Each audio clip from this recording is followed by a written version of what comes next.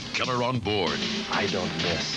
Neither do we, Ranger. Walker, Texas Ranger, tonight. Billy, to finish that point, Jeff Capel says, I don't feel like a freshman.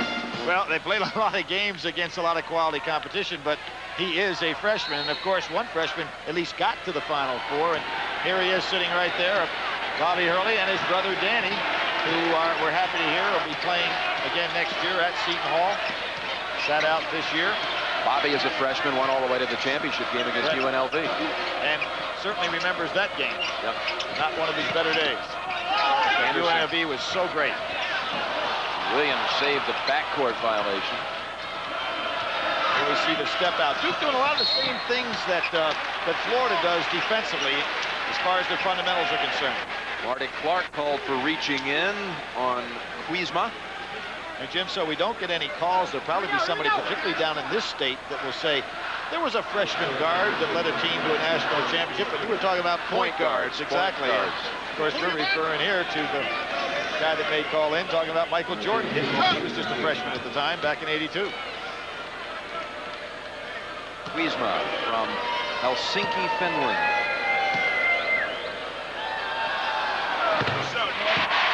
When Ron Kruger first met Kuzma said to him in a little bit of broken English, I know rebounds. Well, he also knows shooting. Last year he made 50 of 123 threes, 41%. So he can stroke it from out there and free throws as well. Yep, seventh lead change already with the 2 free throws from Kuzma. Banging underneath, they're going to call Kuzma with the body on Parks. Jim, I like the strategy early for Florida, using Kuzma on the inside with Parks. He can afford to foul. He can afford to bang and wear him on down. And here we see DeClercq coming back in the game. Kuzma did exactly what was expected of him. DeClercq back in, also returning as Brown for Williams. You kind of get the feeling that Lon Kruger is wanting to play this game to keep it as close as he can, as long as he can, and wear Duke down in the meantime. They have the starters as fresh as possible down the stretch. He goes zone out of bounds. No passing lanes available. Capel, three-pointer. Not exactly soft. You don't see that kind of shot go back in, and who's it going to be against? They're going to call push off. Well, we'll see it here. You see this shot go up, Jim. You very seldom see a shot from the side that hits this hard and gets the sweet kiss off the backboard. That was a call against Florida's Anderson underneath. I think Duke had resigned itself to the fact the whistle was against them. Well, and they were retreating back to get on defense. You know, the only guy that seemed to have a handle on all of that was Capel. There's the freshman again. Well, we certainly didn't see it, but one of the officials did, and that's Anderson's second. And that's Florida's 7th, so it's a 1-and-1 for Eric Meek. And Jim, the old trademark from Duke starting to take place early in this game. So far in the tournament, they have shot 107 free throws. The opponents have shot only 54. So they've doubled the output. They've made 78. Imagine this, Duke in 4 games has made 78 free throws. Their opponents have only shot 54. They're getting the line often and early already here today. That is the 9th attempt already for Duke in the game's first 9.5 minutes. Back to the original starting lineup is Florida. Cross three-pointer. Boy, he's on early. Perfect rotation on the shot. Clark did not get out there. He's too dangerous a scorer to leave that wide open. DeClercq reaches around, makes the steal. Grant Hill gave that away, kind of telegraphed the pass. Brown. Nice foul. Didn't get the shot. He nice thought foul. he made it. DeClercq, two-pointer inside the arc. What a motion he plays with. Right now, Florida getting better shots at the basket than is Duke. Florida back in front.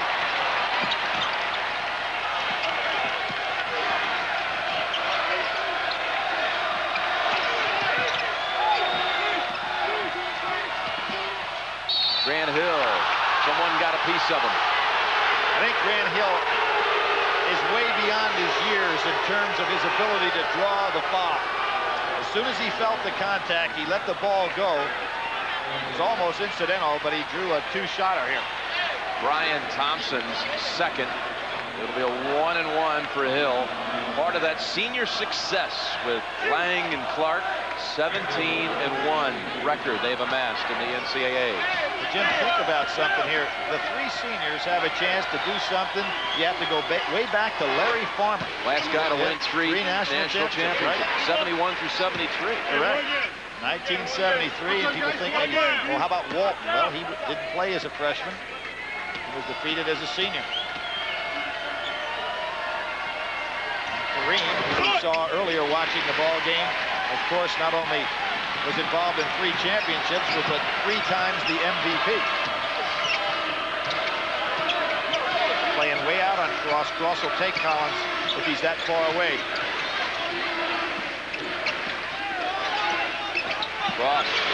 3-pointer strong. Here's Brown.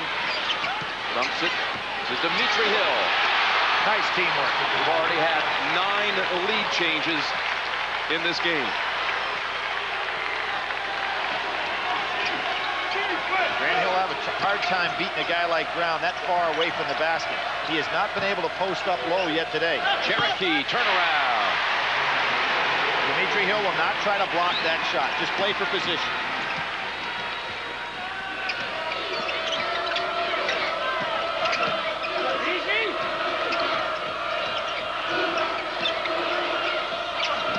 Got it around. Dimitri makes it home.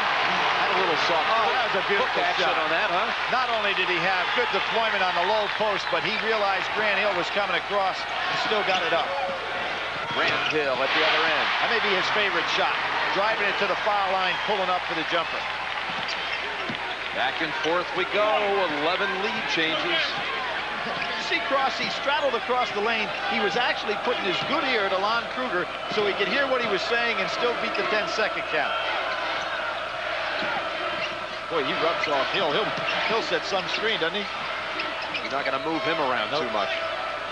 There they double down on Hill. Duke got a piece of it. Marty Clark off to the races. So Clark can go up there. Yes, sir. Just like he did in the East Regional. A mighty swat into the stands. On that one, he had perfect timing and plenty of space to do it. In the Eastern Regional against Howard Isley, he chased him down from 8 feet. Swiped that across the lane. Officials, timeout.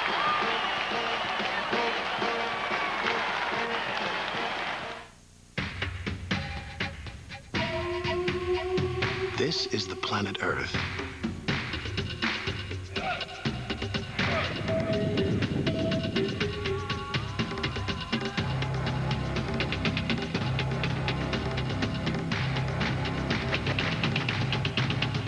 And this is the most popular line of sport utility vehicles on the planet. Chevrolet. Introducing the new Goodyear Eagle AquaTread for performance sedans. The wet traction of an AquaTread, the performance of an Eagle. 2 aqua channels maximize acceleration, cornering, and braking traction. The new Eagle AquaTread, only from Goodyear. Yo, we got! I got flair! Let's go, baby, swing it! Yo!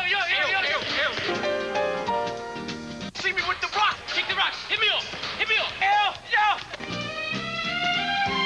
Just a reminder, Corner! if you're talking basketball, Move!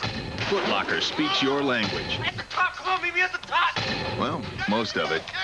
Foot Locker, official corporate partner for the NCAA championships. Blasé. Passé. Okay. Cliché.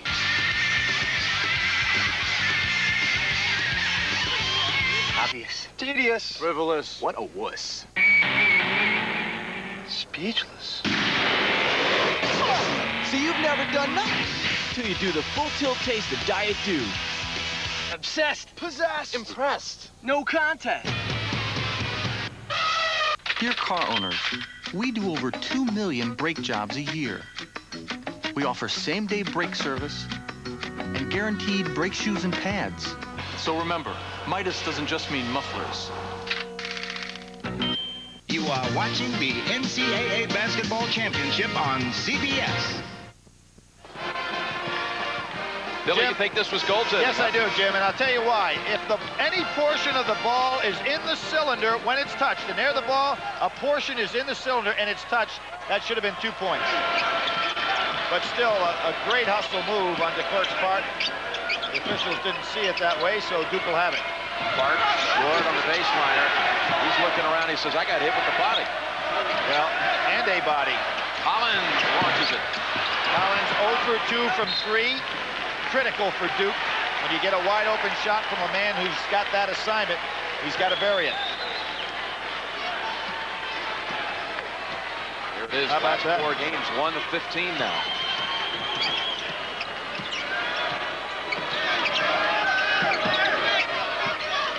Somebody's open.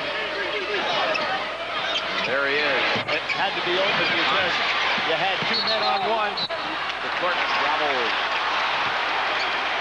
Thompson, as we said, not a big offensive performer. He had a stretch where he went 8 games without scoring, but he gives you the defense. I'm really surprised that they haven't put Hill down in the low post and try to feed him down there with Brown on him. Marty Clark drains a 3-pointer. Jim, Clark has been totally ineffective down the stretch here in the NCAA tournament. Did not score in the last 2 games. Collins almost got the steal. Ross lays it up and draws the foul. 2-shot situation. That foul called, I believe, on Lang. And that's number 3 if it is on Lang. Lang's going out, and Jim, Duke is going to a 3-guard. Well, Marty Clark can move up to play a forward, but the 3 C's are now in the game, and we talked about how important they are to Duke. For somebody to step up out of that group, neither as a unit or individually having the big game. That was the 3rd on Lang, so he's out. And Dimitri Hill, replaced by Svein Dirkebolt. Game very much as anticipated. Game would probably be played in the low 60s. Neither team gives up many easy baskets. Cross from Illinois actually shot some hoops, just practicing with Chris Collins of Duke there in the summer. Yeah, they talked to each other on the phone about getting to the Final Four possibly. They matched up some. There's where I thought Grant Hill would operate, down and low. 3rd time today. Steal by Thompson this time. Thompson to the rack, and Clark got him on the arm. Oh, they calling this intentional. That's ridiculous. That'll be 2 shots. Yeah, Marty Clark went for the block.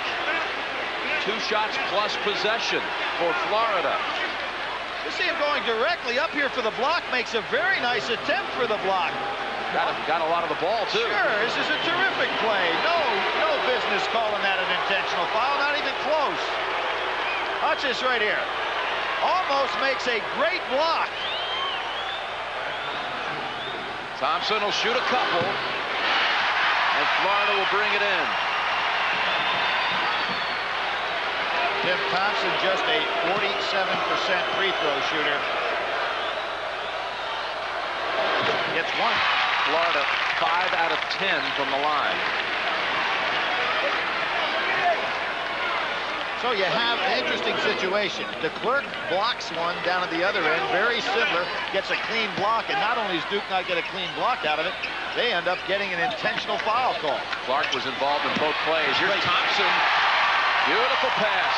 Backdoor cut. DeClerc, with that 6'10" height, went right over the top of the defense. Florida on a nice run. They tied it at 29.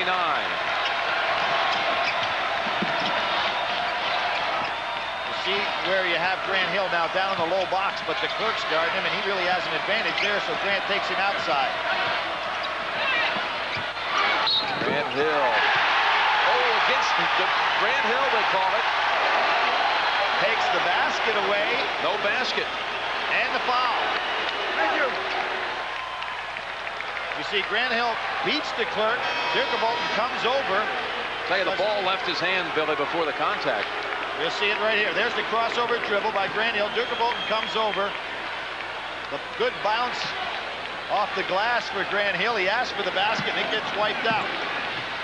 Eric Meek in for Duke. Solid screen for Brown. He could have taken advantage of it. Dirk Bolton using a big body in there.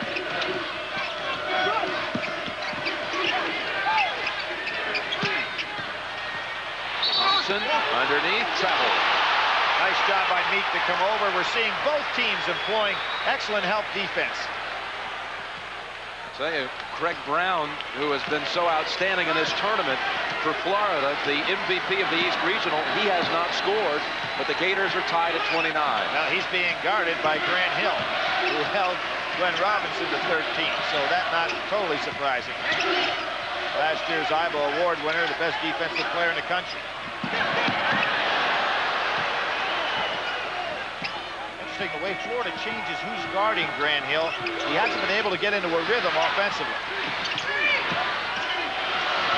Hill, Meek on the follow. Taylor was a hand in the net, and it's going to belong to Florida. The net is still up in the rim. That's okay to get it in the net as long as the ball is not in the basket. We'll fix the net, I would hope. I hope that's the referee said. Jim, there was a case where Eric Meek had an opportunity to catch the ball with two hands, put it back up on the glass. He made a difficult play out of an easy one.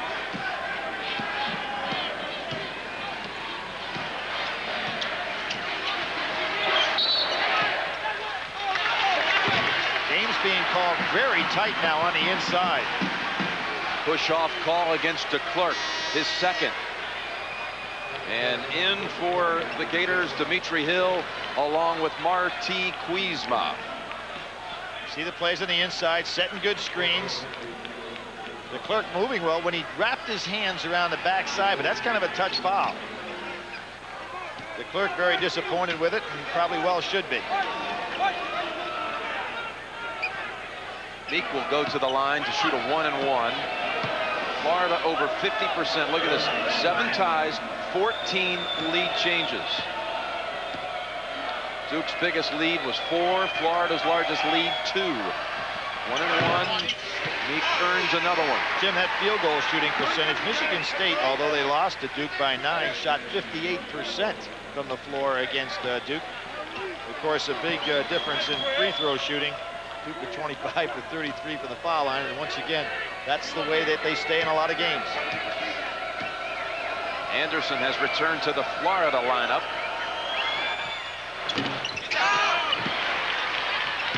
.430 remaining in the first half.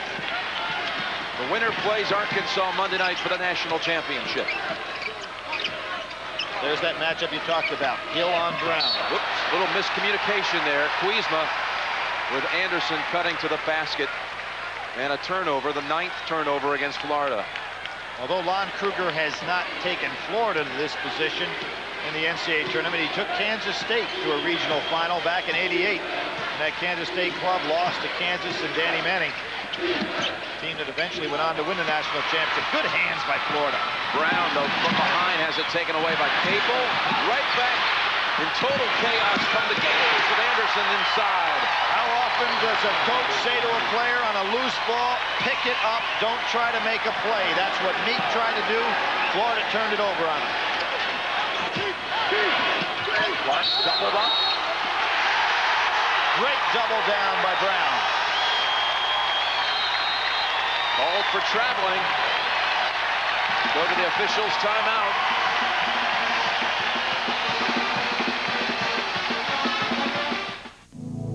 What if there were no sports?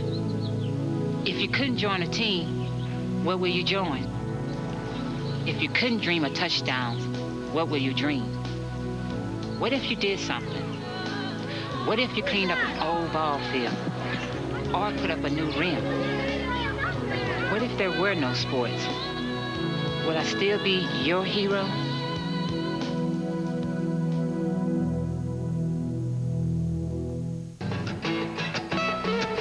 You read a lot these days about what Americans are into in the 90s.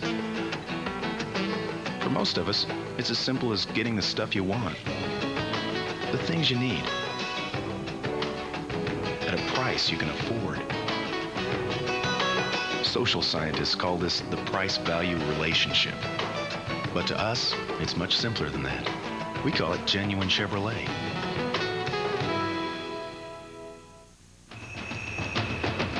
Bill Snodgrass is out there, yet his dog sled tours are off and running. Hi, this is Bill from Washington Outfitting. He relies on AT&T to connect with his customers.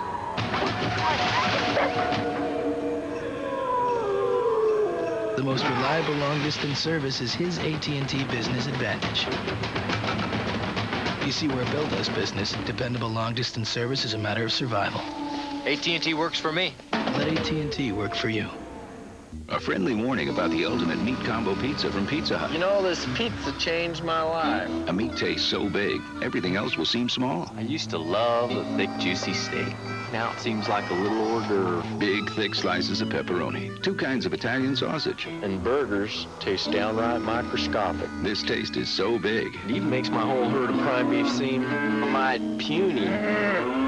The ultimate meat combo pizza. Get one for $9.99 delivered. Any second medium for $5 more. Jim, you talk about a lucky 7 every once in a while. Here are 7 touches of the ball. Nobody gets it. Brown slapped away. Meeks slapped away. Meeks slapped away. Boom. Pass inside. A finish. Florida comes up with 2 and puts themselves in the lead by 1. Florida had 7 steals, Billy. This kid right here has a couple of them. In fact, he has the all-time Florida season mark with 74 coming into this game. Dan Cross. Well, Jim, we've seen Florida on 4 occasions on a cross-court pass make a steal. That's one of the things that got him here. You just can't go ahead and take that chance. These fellows anticipate too well. Capel reached in to strip it.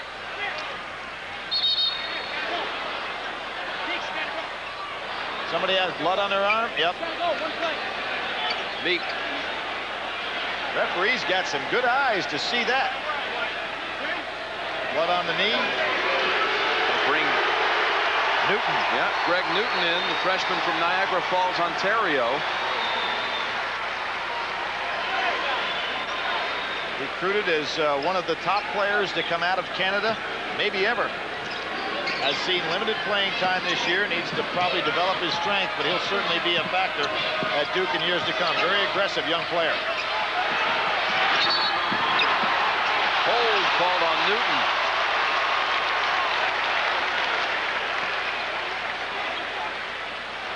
Pretty tough to take the ball away from those hands. He has that odd combination of soft hands and yet strong hands. And as I said, Corliss Williamson is a better player, but they both possess an unusual ability for men that size and that strong to have quick feet and soft hands. Dimitri shooting the 1-and-1. He says he likes Charles Barkley's attitude on the court. He isn't afraid of anything. He's an intimidator. I tell you, this size. Well, to give you an example, Jim, we talked about the way he plays this game. He only has 5 block shots in the year. I mean, here's a center for the #1 defensive team in the SEC with 5 block shots. He's a position defender. He's given Florida its largest lead, a 3-point lead with 3 minutes to go first half. How about Brown looking for help behind? Capel with the left hand. And there's Hill with the rebound. Anderson will pull it back out instead of challenging Grant Hill. Kuzma in the lane.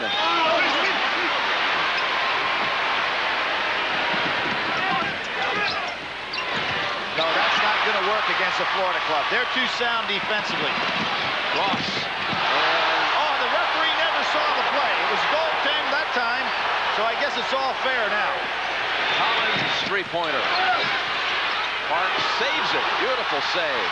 And they snap it over to Hill on the other side. He wants some of Hill. Newton. Second foul on Newton in a hurry. Jim, I think what happened to the official here, nobody expected Grant Hill to get a piece of this. He goes up, ball on the way down. Referee is ridden right out of bounds. That ball's on the way down. See, it hit the board on the way down. But Grant Hill is unbelievable. We have seen him, remember as a freshman in the Kansas game, that incredible dunk that he made? Started the game that way. Over the top of the backboard, down in one motion. Voted in Blue Devil Weekly the all-time dunk in Duke history. I guess that shows you the degree of Blue Devil Weekly. Florida now increasing that lead, got a chance to go up 5.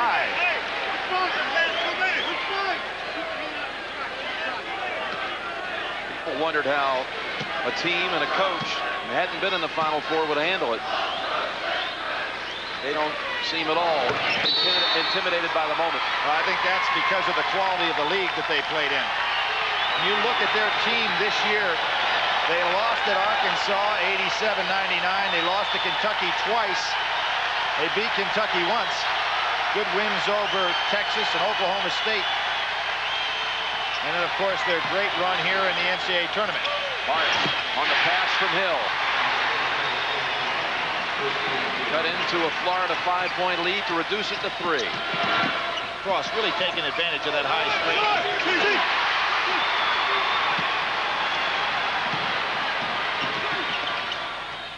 Capel on the wing, 3-pointer to tie.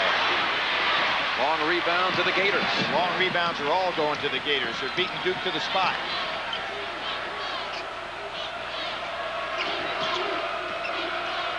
Brown really respected Grant Hill defense. I mean, he's not even trying to challenge him when he gets the ball. Anderson quickly to the basket. Boy, he got right by Capel. He has 6 off the bench.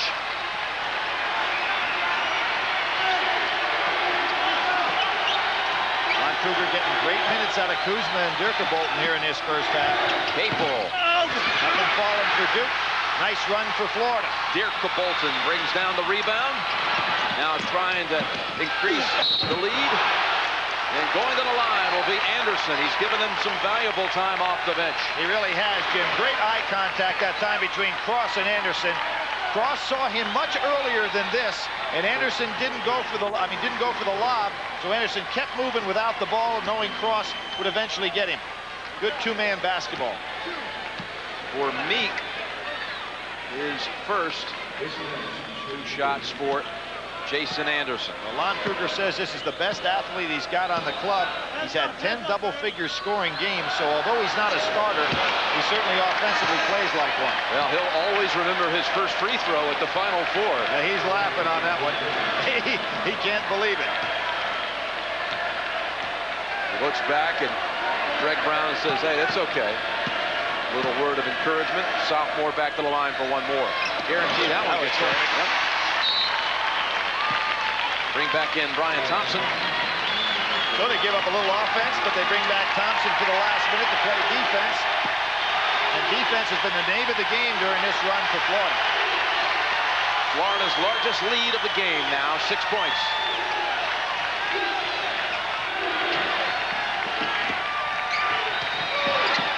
Capel. Yeah, Thompson all over him. I mean, beautifully defending him. Exactly. They're giving Duke nothing but tough shots, and with Grant Hill having to play out on the point, he's getting nothing down in the low box. Duke is going to probably have to change their strategy to figure out how to get Grant Hill the ball low. 6 seconds difference on the shot clock to the game clock. And with Cross out of the game, and that's who they'd like to have the ball right now, but it won't be him. Maybe Brown? Well, Williams looking around. They're trying to find Brown. Here he comes. Thompson. Kuzma gets the rebound. They'll get the last shot of the half. Kuzma's had a great first half. Williams finds Thompson slicing in. And he was fouled. Will shoot 2. Jim, Florida getting great play off the bench. Williams, Jason Anderson, Kuzma doing a terrific job. Capel with his second. 2.2 seconds to go first half.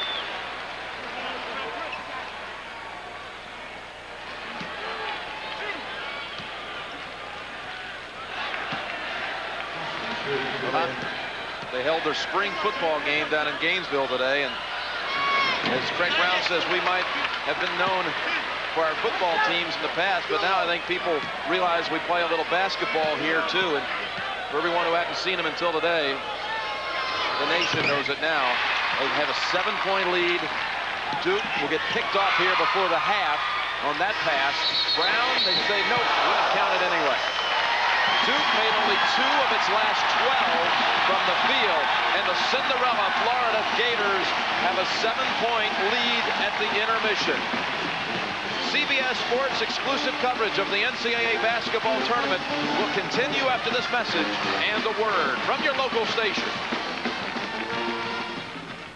CBS Sports coverage of the 1994 NCAA Basketball National Semifinal game is sponsored by Pizza Hut, who reminds you that any time's a great time to stop and smell the pizza. The people at Nike, who encourage you to just do it. And by AT&T, we help put your world within reach. You beat it up, weigh it down, push it around, and it never asks for a day off. You expect that from a Chevy truck.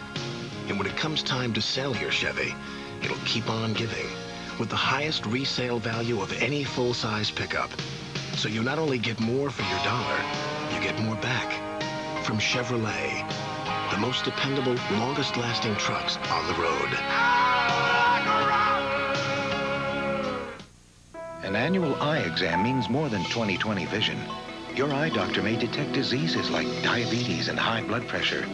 When's the last time you had an eye exam? See your eye doctor regularly. Don't lose sight of what's important. Introducing Mylanta Soothing Lozenges. For the first time ever, and an acid in the form of a lozenge. For liquid relief as it dissolves in your mouth. New Mylanta Soothing Lozenges. My doctor said Mylanta. I started college with a basketball scholarship. I thought nothing could stop me. But one night I did get stopped. What I learned is that drinking less than everybody else doesn't make you a designated driver. The bad news is I lost my license and my scholarship. The good news is I found a job to help with tuition. Hard part is, all this is over. This is CBS. Hi, I'm Beverly of Bevmar Fabrics.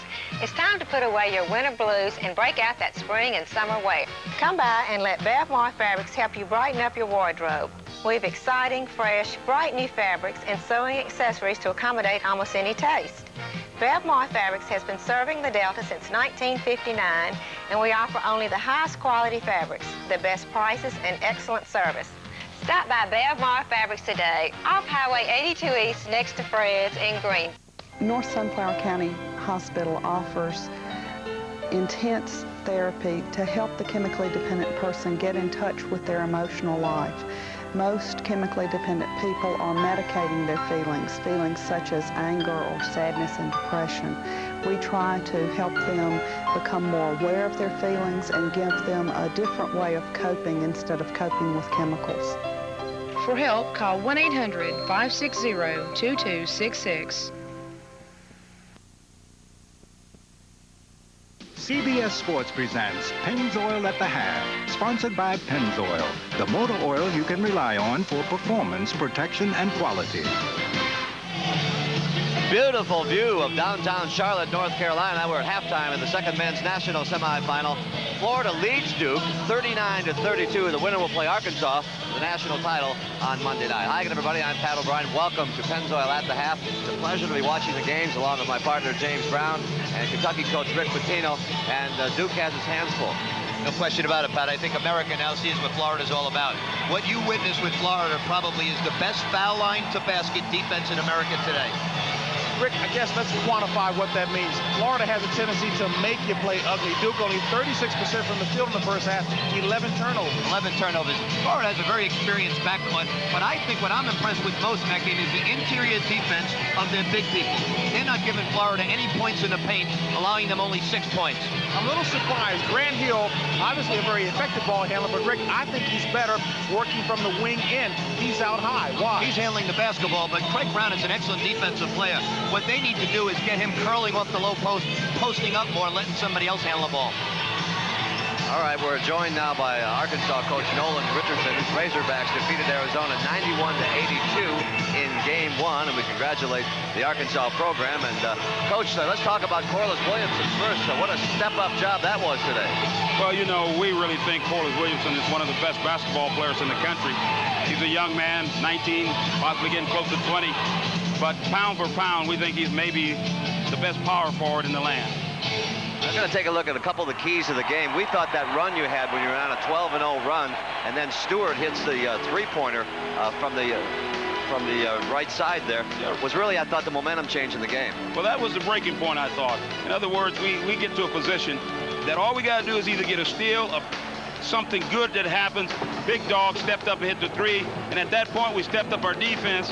Corliss Williamson gets into the lane, steals it, and gets a dunk. I mean, right now we feel that we're playing pretty good basketball because we've stepped up the tempo. Nolan, you've now seen 3-2 point defense opening up the game. Then you went to a 1-3-1. Then you went to a man-to-man, half-court trap. And then when he hit that three, what was the key? How did you get the full court pressure on at that moment?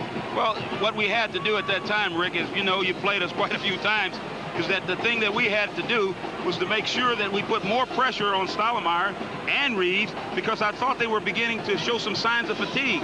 I think we have what we call our 10-minute period where we think it's time for the break that will take place, and it's called breaking point.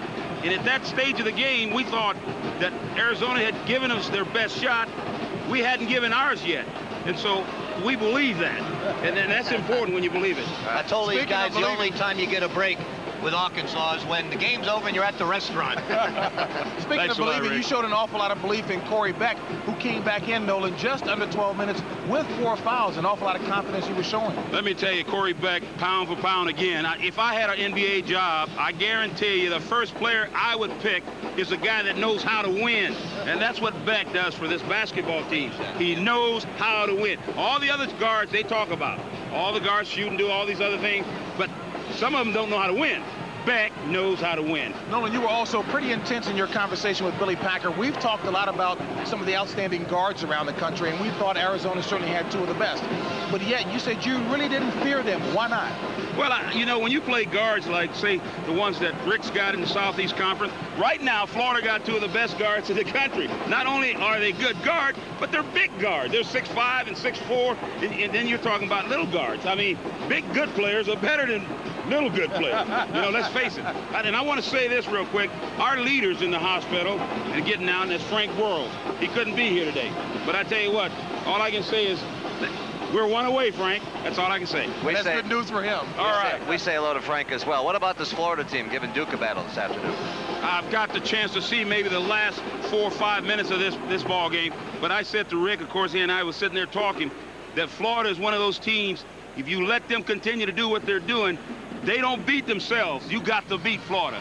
And that's where they are right now. Coach, congratulations. Thanks for stopping up. We love the red boots, by the way. JB and I were admiring those. I want a pair. All right. Thank you, guys. Thank you. Thanks, Coach. Earlier today, in case you missed it, Richmond, the women held their national semifinals. Louisiana Tech defeated Alabama in the opener. They'll meet North Carolina, who downed Purdue in tomorrow's title game. And we'll have our coverage for you at 3:45 Eastern Time right here on the home of the NCAA Championships. Well, that does it for this edition of the Pennzoil at the Half. Thank you for watching. Jim and Billy will rejoin you when the Final Four continues on CBS right after this. Enjoy the second half. We'll talk to you after the game. Pennzoil at the Half was sponsored by Pennzoil, the motor oil you can rely on for performance, protection, and quality.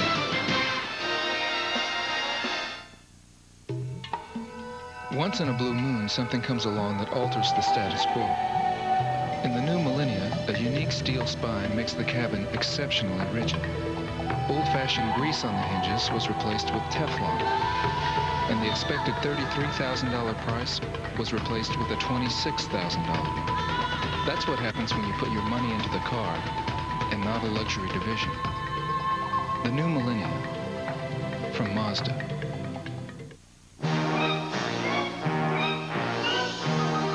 The forecast called for a calm, quiet meeting, but a tempest rages instead. It's often the case in today's international business climate, which is why we prepared a place high above it all, with worldly comforts that refresh, restore, and renew. United Airlines, the calm before and after the storm. Come fly the airline that's uniting the world. Come fly the friendly skies. Andy McDowell and Hugh Grant invite you to an outrageously funny affair. Are you married? No. Are you a lesbian? 4 weddings and a funeral. The Father, the Son, and the Holy Spirit.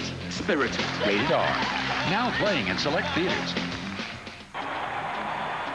If you're in high school and you want to play sports at an NCAA Division I or II school, you must be certified by the NCAA Initial Eligibility Clearinghouse. Ask your coach or guidance counselor for one of these student release forms, fill it out, and send it to the clearinghouse. Remember, if you're not certified, you can't compete as a freshman in NCAA Division I or II. For more information, call 319-337-1492. A new set of academic standards will go into effect in 1995. To practice, play, or receive an athletic scholarship, freshmen will need a minimum grade point average in at least 13 core courses in high school and a minimum score on the ACT or SAT. Make it a point to talk to your coach or guidance counselor about these requirements. Prepare yourself now. It's never too early to hit the books. This message provided by the NCAA. Jane Meadows and Kenneth Mars at Tom's In-Laws. What's in the bag, Grandpa? Well, it's something you don't have. Toilet paper? Toothpaste? All new Tom. We got most of that stuff. Wednesday. Well, Billy, here was your checklist before the game, and let's take a look halfway through it. Well, take in mind that Florida's winning the game. 2 points, double the points on the front line. Parks and Lang over Florida. They're not doing it. Florida's almost doubling it on Duke. Big advantage Florida in that regard. Cross and Brown double the points on the Duke guards. Well, not quite double, but almost, so a big plus for Florida right there. And that's Brown without scoring in that half. Exactly, Brown has not scored. Now the 3 C's from Duke. I said 18 points and no more than 5 turnovers. They're holding their own. They're right on schedule. 9 points, 2 turnovers. Grant Hill, the complete package. Well, today he is not exactly the complete package. 11 points, 2 rebounds, fine. Doing a great job on Brown defensively, but 6 turnovers, not a stellar performance. Florida in the lead, and you can see why. Our coverage of the NCAA basketball tournament will continue after this message and a word from your local station.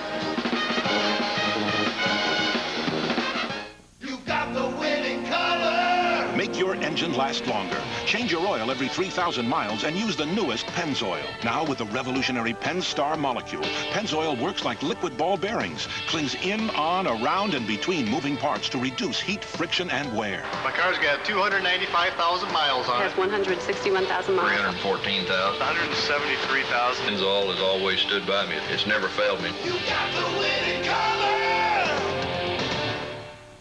Enjoying the game? Yeah, but the Achieva Special Edition from Oldsmobile's got some pretty slick moves, too. Check out this pick and roll. Here comes the back door. Take a look at our bench strength.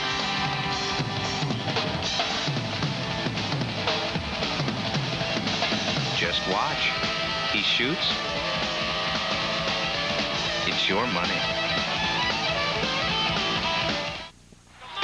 Be there again and again. Relive March Madness with the official 1994 NCAA Championship video by calling 1-800-747-7999. It's all here, from the excitement of the opening rounds to the drama of the Final Four. That's 1-800-747-7999 to get your official copy of the 1994 NCAA Championship video. This is CBS. Mississippi needs more phone numbers, so we asked experts for advice. Let's use some of Montana's numbers. Nobody lives there. Here, this is full of numbers he won't be needing. I have devised a new set of numbers based on the Aztec calendar. Interesting ideas, but here's a simple solution. Now when you call long distance anywhere within Mississippi, dial 0 or 1 plus the area code and the number. It's that easy. South Central Bell and the telephone companies of Mississippi. North Sunflower County Hospital offers intense therapy to help the chemically dependent person get in touch with their emotional life. Most chemically dependent people are medicating their feelings such as anger or sadness and depression. We try to help them become more aware of their feelings and give them a different way of coping instead of coping with chemicals. For help, call 1-800-560-2266. All right, Billy, we mentioned as they headed to the locker room that Duke had made only 2 of its last 12 from the field. Here's a look at where the shots were coming from. Well, Jim, some of those inside what looked like good shots, but almost every one of those, if we could do a replay on a shot chart, we'd see that those shots were well contested by Florida's defense. A great defensive play. All right, let's bring in with a locker room report. Here's Leslie Visser. Leslie? Jim, in the Florida locker room, they're pretty happy. They have a couple of areas they'd like to concentrate on. They do a good job on the offensive boards. They want to keep up their game in transition. They want to really concentrate on Grant Hill, stopping his penetration, actually getting in front of him, getting what Billy referred to, that great help defense. They said so far, though, they feel like it's going to happen. Jim?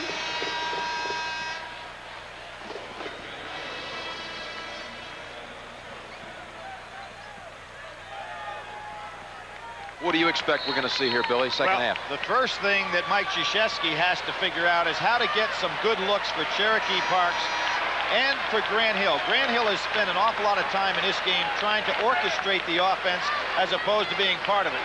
Mike Krzyzewski went to the Lord there real quickly, and he may need the Lord and a few other things before this is over. Antonio Lang back on the floor with his 3 fouls. He sat out a lot of time. And if you're Lon Kruger, you just have to like the way your team played. They're a solid basketball club. They got great production off the bench. They're in the league without this man right here being an offensive factor.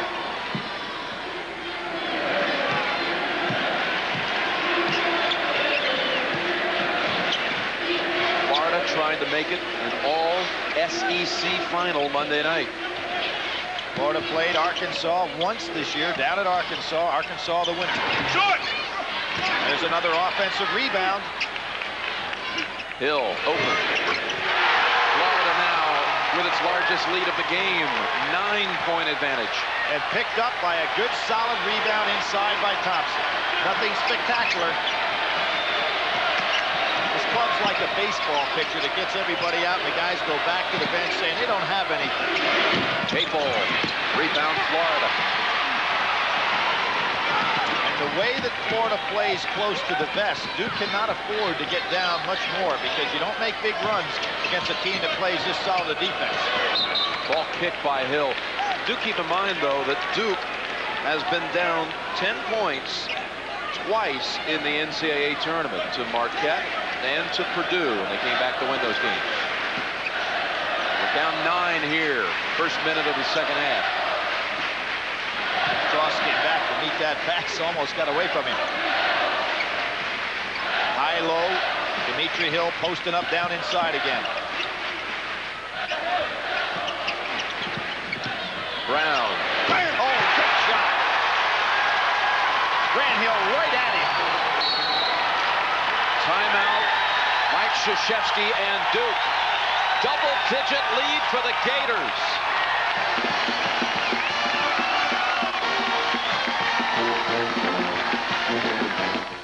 Introducing one of the most visually distinct automobiles you've ever seen, and the most technologically advanced Celica Toyota has ever created. The all-new Toyota Celica, with sophisticated safety systems, available ABS, standard driver and passenger side airbags. But despite all this technology, when people see the new Celica, there's only one thing that keeps coming to mind. Watch out, it's here.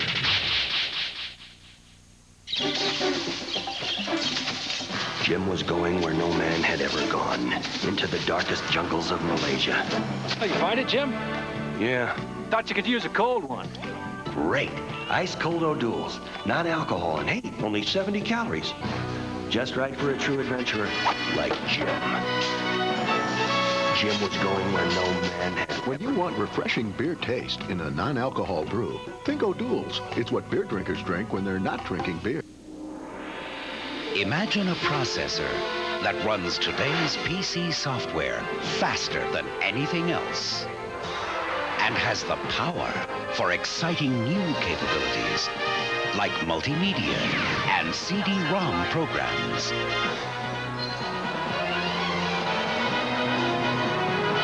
That's the Pentium processor from Intel, the computer inside. Look who's living in Archie's house now. Metaphorically speaking. Metaphorically speaking. Lock it up. Welcome back to 704 Hauser. Premieres Monday, April 11th. CBS Sports coverage of the 1994 NCAA Basketball National Semifinal game is sponsored by Toyota. I love what you do for me. O'Doul's, it's what beer drinkers drink when they're not drinking beer. And by The Cowboy Way, a Universal picture starring Woody Harrelson and Kiefer Sutherland. Watch how Cross pulls out through the pack. Grant Hill's going to get caught in the crowd. Brown's going to rotate. The ball comes back over. A score. Lost in the crowd is Grant Hill. Ball is rotated. Grant can't fight through the crowd. Brown gets the space. Too late even for Grant Hill. Florida to the biggest lead they've had in the game by 11.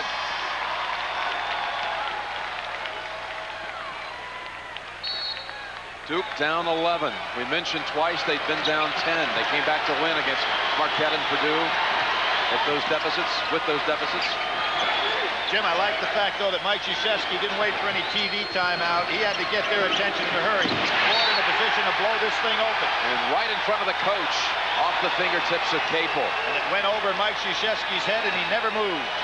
Duke has made 9 field goals and committed 13 turnovers. I think they've got to try something new offensively to get moving, and that would be to put Grant Hill down low inside. To Clark. Everything coming up for Florida. Second time he's nailed it from there. Two-pointer. He has 8. Grant Hill down inside. Going to a low 1-4 now. Hill. Three-pointer.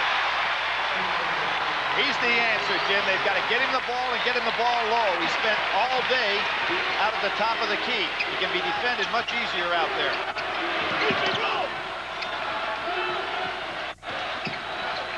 To Clark. Hill at the other end with a rebound.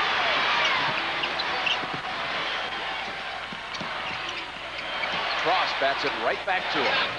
Boy, this defense is great. Would have to fight for everything. West misses the lay-in.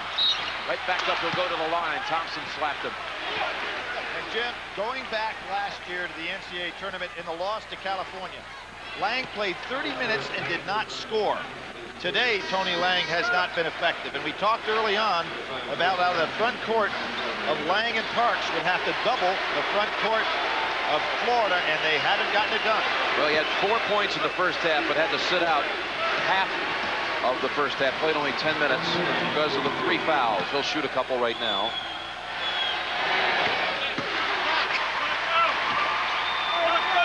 Averaged 12 a game during the season. That came off a 19.5 rebound game against Purdue. Made 7 of 13 from the field that day.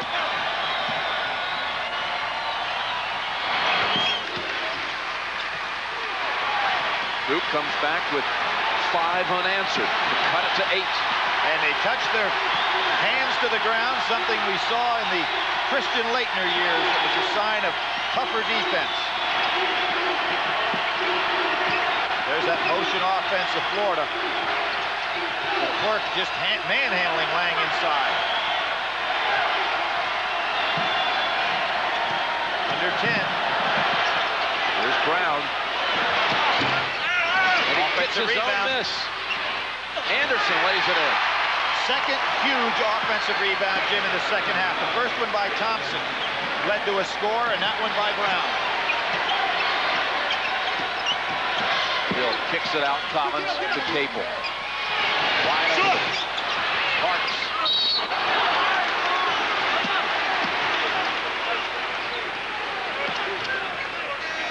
There's Grant Hill. Oh, boy, does he get hit. Oh, and that is why Steve Spurrier said, I think he could play for my team in football. You know, Spurrier, interesting story. Of course, he was a coach at Duke. And now the Duke head coach, Fred Goldsmith, Spurrier's longtime friend, former assistant. Parks, shoot one more. And you know, Dimitri didn't go out of his way to put Grant Hill down. I mean, that was just a good forearm right to the shoulder. I wouldn't be surprised at the end of his career if Dimitri Hill gets drafted in the NFL. In the NFL, not necessarily the NBA, the NFL. Again, the wide body. Cherokee Parks makes the decision to go right. Pass is perfectly thrown by Cross. The wide body shields him off. Parks, right over Hill. Great shot. But Hills was done with technique. Cherokee's with height and talent. Starting to trade baskets now. Anderson open. And Parks read it and stole it. Hill, pull up three. Ron Kruger has to look at that scoreboard and say, I don't know how long I let him make that run. He has not gone to the bench in this second half, something that worked so well for him in the first half. Billy, that 13-point lead's down to 5. Just as I say that, here comes some guys off the bench.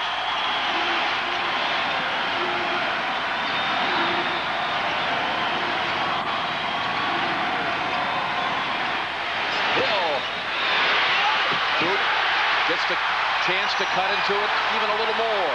7 unanswered, they've scored.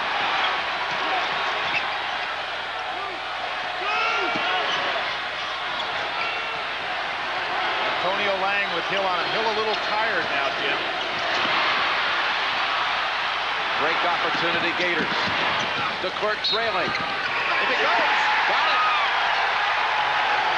How many of those has he finished off today?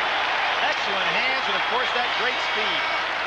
He's starting to lose control of it as he went up with it, but yeah, he loses it maybe twice, Jim, on this play. And again, Cross, excellent pass.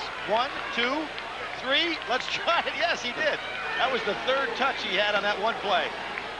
Almost got it pinned against the front of the rim and got a chance to re-grab it. Almost looked nice like play. There it is. This kid. Jim Calhoun at UConn says, DeClerc plays every position like it's the final possession. That is, final possession of the game. That kind of intensity. Another offensive rebound opportunity. Doesn't go. Ryan wanted the lob. Dangerous pass. Batted away there by Dirk Bolton. Not a good decision by Capel. Would have had to have been absolutely perfect. You notice how Florida starts their guards down in tight in all that mass, and then they pop out. Cross. I'm surprised at the shot selection at this point in the game, Jim. Florida was getting great shots, running their offense perfectly. Last few times down, they've taken shots that were a little suspect. Collins has come in for Capel. 14:25 remaining. 51-44 Florida. Greg Williams in. Jim, sometimes Duke making a big run like they have, and it's got to be a more tired team, particularly Grant Hill and Cherokee Parks, than is Florida. Florida's been able to rest their guys, particularly early in that first half. I think Florida's the fresher club.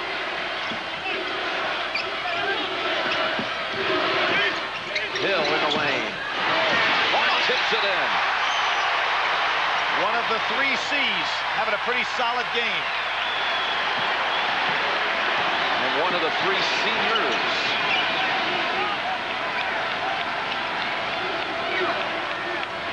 Well, he was important in another semifinal game to get them there when they beat Indiana as he hit those free throws in the last minute or so.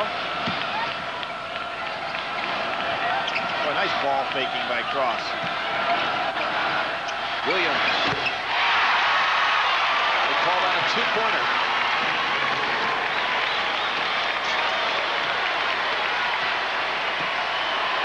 Again, Grant Hill spending a lot of time, Jim, out here 25 feet away from the basket. 2-pointer. Chris Collins, 1 of the 3, but it's a 2. Foot on the line. Anderson anticipating that Grant Hill would try to drive by him.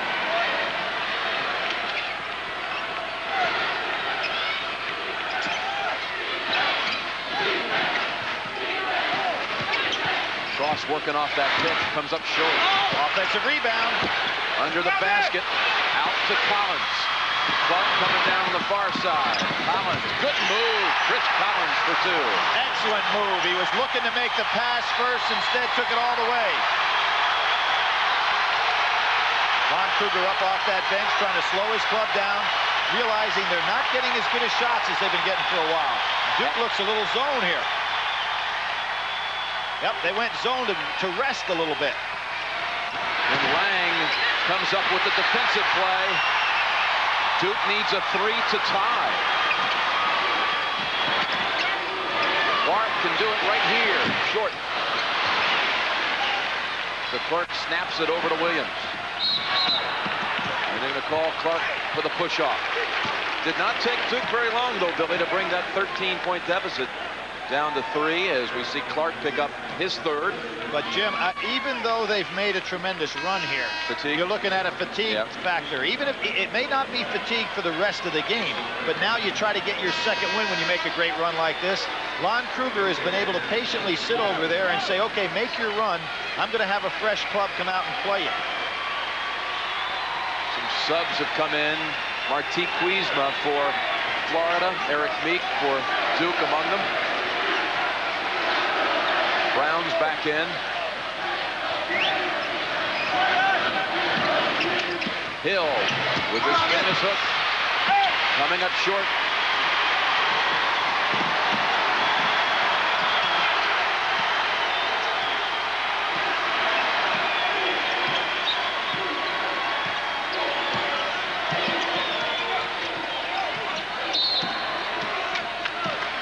The foul as Collins was trying to get around Hill.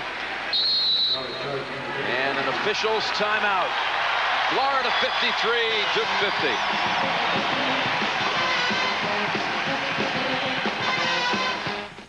50. This summer, these two cowboys are going to show New York, the city will kick your butt, how the East was won. Woody Harrelson. How you doing? Kiefer Sutherland. The Cowboy Way. We ain't from around here. Really? Coming this summer. 20-foot baskets. 300-point games. 100-yard courts.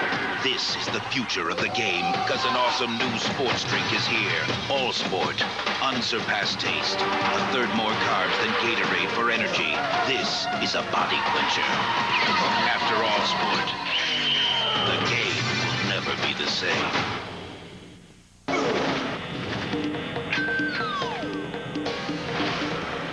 275 horsepower. 2 airbags. And now 2 easy open tops. Introducing the Pontiac Firebird T-Top and new Firebird convertible. Too cool. A friendly warning about the ultimate meat combo pizza from Pizza Hut. You know, this pizza changed my life. A meat taste so big, everything else will seem small. I used to love the thick, juicy steak. Now it seems like a little hors d'oeuvre. Big, thick slices of pepperoni. 2 kinds of Italian sausage. And burgers taste downright microscopic. This taste is so big. It even makes my whole herd of prime beef seem mighty puny. The ultimate meat combo pizza. Get one for $9.99 delivered. Any second medium for $5 more. Dean Witter believes every investor's success story is unique. From getting in on the ground floor to getting all the way to the top, Dean Witter can help you make it every step of the way. We measure success one investor at a time. He claims nuclear testing caused his cancer and he's gone to court. Could he finally get compensation? Could others? Eye on America investigates Monday on the CBS Evening News. Beautiful host city of Charlotte, North Carolina. Tell you, if there is a finer facility, basketball arena than this one, I haven't seen it. It is spectacular. It just sparkles here. Duke on an 18-8 run to get back within 3 and with possession. Florida goes to his zone for the first time in this game. 2-3.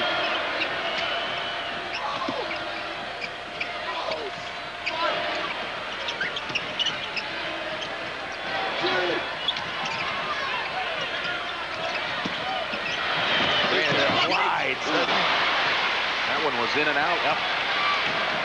Didn't look like Duke was ready for that zone because nobody really prepared to take a shot against it. Still had to take it on himself. Greg Brown, three-pointer. Guy that made that was Dimitri Hill. He caught the ball, widened himself out, set the good screen. Grant Hill got stuck. There we see the zone again. Clark trying to answer the three. He does. Line driver from right out in front of his face. Big minutes by Marty Clark, the senior.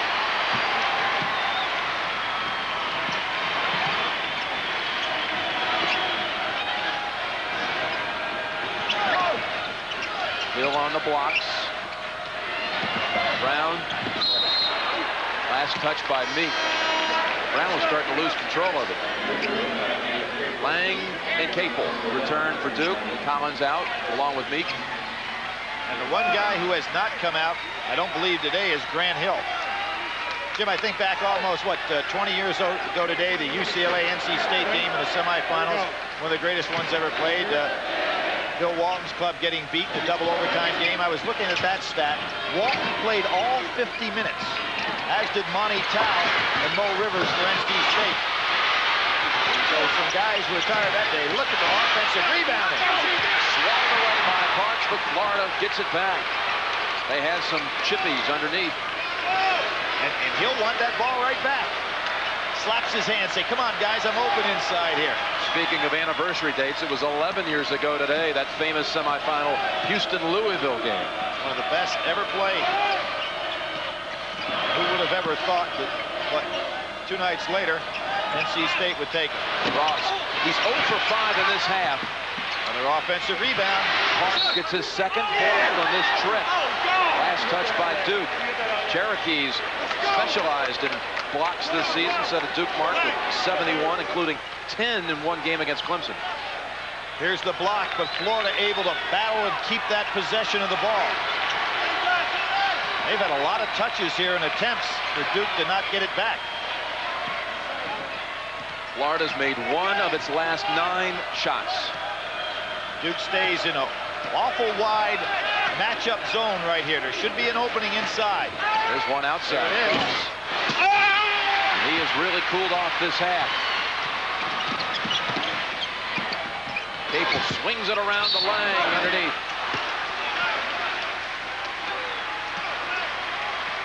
I wonder how long Lon Kruger will stay in his zone. Now, we haven't seen Duke really have a chance to attack. He came out to give him a little bit different look. I think there's 2 different reasons why the coaches are going zone here. I think in Mike Krzyzewski's case, is to slow down things a little bit, let his club rest somewhat in that zone. And Lon Kruger's, it was just to get a little different look. I think he'll go back to man here shortly. Greg Brown with his first personal. Lang will shoot 1 more to try to get Duke within 1. Billy, we talked about it earlier. Duke lost to Virginia on this floor in the ACC tournament. And then Mike Krzyzewski did not take the bus ride back home with his team, and the seniors, Lang and Hill and Clark, got a team meeting going back on the bus back to Durham.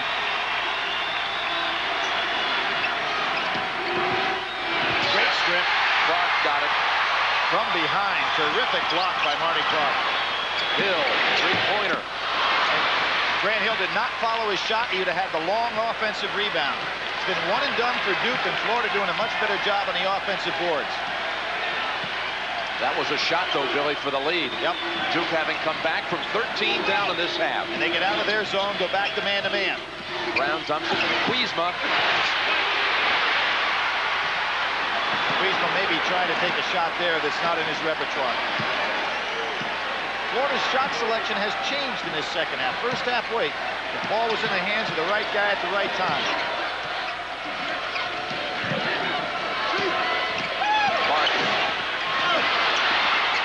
And backing into him, kind of accidentally, was Grant Hill.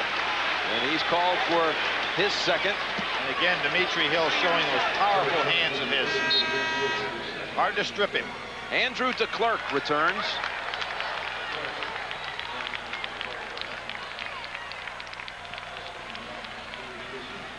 Kuzma out. 8 minutes remaining here. Florida 56, Duke 55.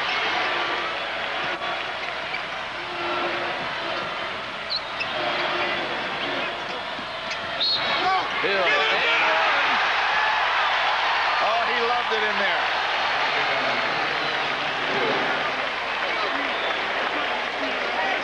let's set the stage for Dimitri Hill. In the Rainbow Classic against Louisville, and we've talked about the outstanding play by Rozier in the inside. We'll see Hill again. He had 28 points, 9 rebounds against Louisville. Came right back against Country Reeves from Oklahoma State, had 20 points there. He's having a huge afternoon here.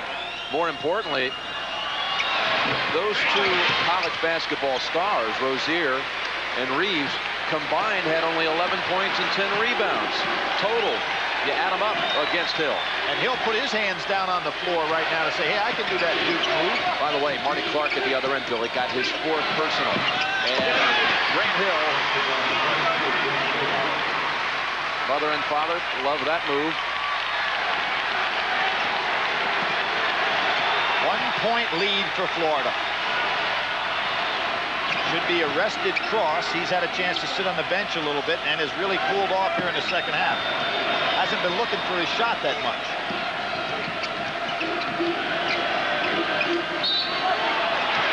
Going the other way.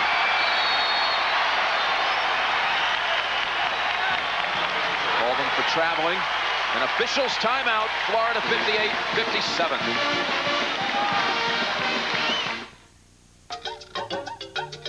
If you're looking for a little spice in your life, you'll love the new Grand Prix Sport Coupe. Sure, it has all the safety of dual airbags and anti-lock brakes. But with a 24-valve, 210 horsepower V6, it still generates plenty of heat. The Grand Prix Sport Coupe from Pontiac. A punctual boy, our son. Punctual all over the world. UPS drivers are the same. Ask their mothers. He's not rich. He's not handsome, but punctual. He was even born on time. They're obsessed with being on time. So UPS now guarantees on-time delivery to hundreds of cities around the world or your money back. If my son says he will be there, he will be there. It's a guarantee that not only has our driver's word on it, it has their mother's. He breaks out in a rush if he's late. Who knows what evil lurks in the hearts of men?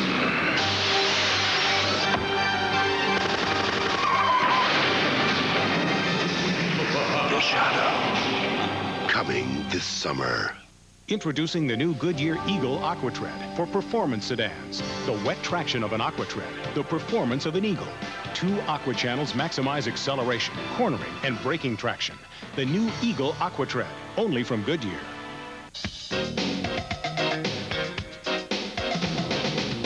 Ain't nothing gonna break my stride.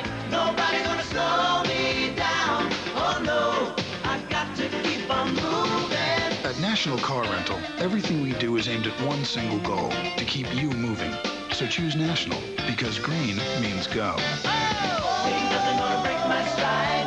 Nobody gonna slow me down. Oh no, I got to keep on moving. You are watching the NCAA Basketball Championship on CBS. 7:11 remaining. Jim Nance, Billy Packer. Shooting-wise, Billy. Well, Jim, in the first half, Duke, as you can see, only shot 36%. In the 5 games they lost this year, they shot under 41. They're coming back right now with a big second half, 50% shooting. Florida doesn't give up 50% very often. When Duke shoots 50% for the game, they're 13-0 this season. Tell you another interesting thing. Florida has shot 20 free throws, Duke 19. In the 5 games that Duke lost, as opposed to their great free throw shooting percentage normally, the opponents have shot more fouls than they have. So Florida on track. Lang with the move. That is now 3 times that Duke has had a chance to take the lead and come up empty. Clark, that's a shot he's hit earlier. Oh, this time. He didn't call it. Jimmy, he had no clue that that ball was going to go in. I mean, that was high, hard, and long.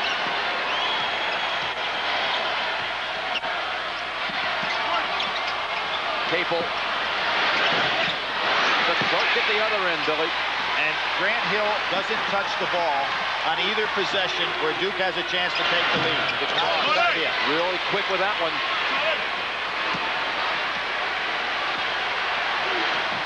That's 0 for 7 for Cross, Jim, second half? Second half. Yep. Hasn't made one. Lang got position, lays it in. One of the few times that the Clerk did not beat his man to the spot.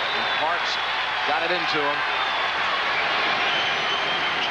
Notice how the Florida guards bury themselves down in the pack, and then they bounce out, picking up all those screens they can on the way.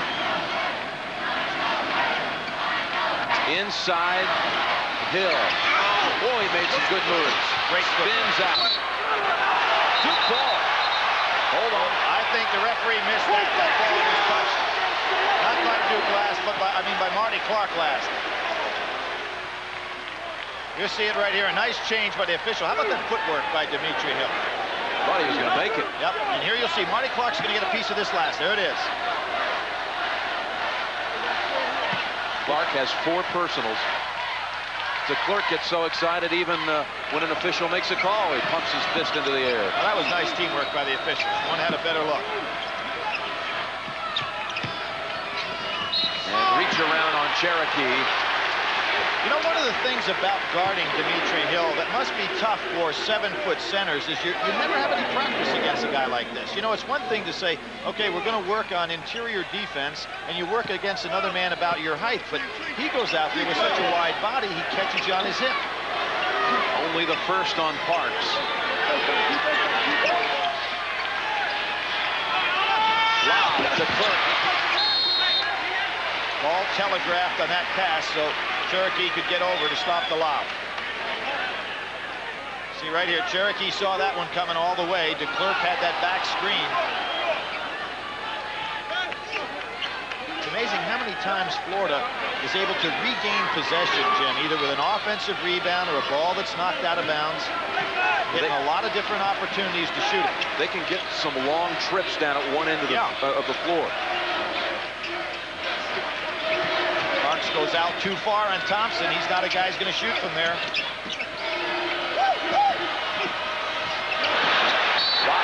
That one went into the second row.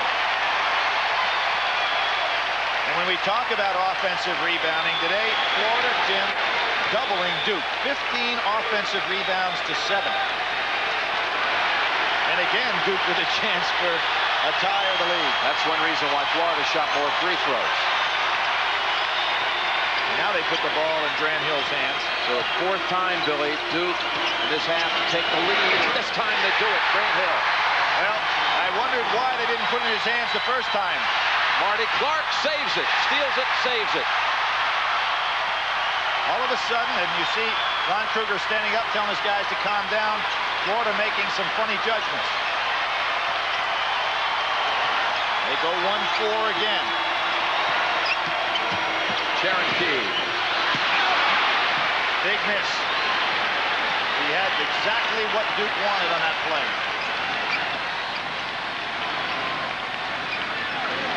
Ron Kruger, twice MVP of the Big 8, tells his guys to settle down. Brown, tough shot. Parks firmly takes the rebound. Both teams having the ball in the hands of quality players and can't get it to drop. Florida, Billy, at the other end has made only 3 of its last 16 from the field. Duke with the 1-point lead, looking to add to it. Got a piece of Hill. Call it on Thompson. You think we'll see Grant Hill with the ball in his hands a little bit over the next 3 minutes? I think a little more than that, yeah. Got 23 points. Going to the... I'm going to say that was a shooting situation. We'll shoot a couple. It was funny yesterday in the layup drills, and most of the fans that come in free to watch love to watch the guys dunk. Grant Hill put on a spectacular exhibition, and he ran by us and said, you know, I'm getting a little too old for this. Kind of funny coming from a college senior of his stature, but you know, we may not see many college seniors of this stature in the future. And you've kind of, you know, just seen his career escalate and mature right here at the Final Four. From that freshman year, way short on that one. Freshman year where he slammed it home on that super dunk to the pass in the tournament the next year to Leighton. And you know what he said to Brown? Are you okay? timeout called by Florida. How about that sportsmanship? They both hit the floor pretty hard. Hill, 24 points, 13 in this half. Duke back in front.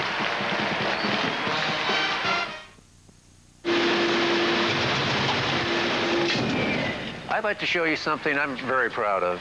It's a guarantee of quality. It's a promise to you that the great Diet Pepsi taste you love will always be at the absolute peak of freshness. It's a new idea called freshness dating. A date stamped right here on the bottom of every Diet Pepsi, which is your assurance that this is the freshest, best tasting Diet Pepsi you can get. So pick up a Diet Pepsi and taste for yourself. Freshness dating from Diet Pepsi. It'll change the way you look at soft drinks. Are your friends car guys? Car guys talk horsepower. They talk acceleration. They talk big fat tires. Now why not invite your pals over and give them something to really talk about? Introducing the four-wheel drive Passport from Honda. I just can't climb into a suit and tie. Meet Kevin. He didn't get his business philosophy from an MBA program. I think it's really about not the profit margins I'm trying to make, but about staying connected with my customers. How else does Kevin connect with his customers? The AT&T Business Advantage, his own 800 number. Now you can keep up with your customers for only $6 a month. Hey, AT&T works for me. Let AT&T work for you. What if there were no sports? If you couldn't join a team, what would you join? If you couldn't dream up touchdowns, what would you dream? What if you did something? What if you coached a team or put up a new rim? What if there were no sports? Would I still be your hero?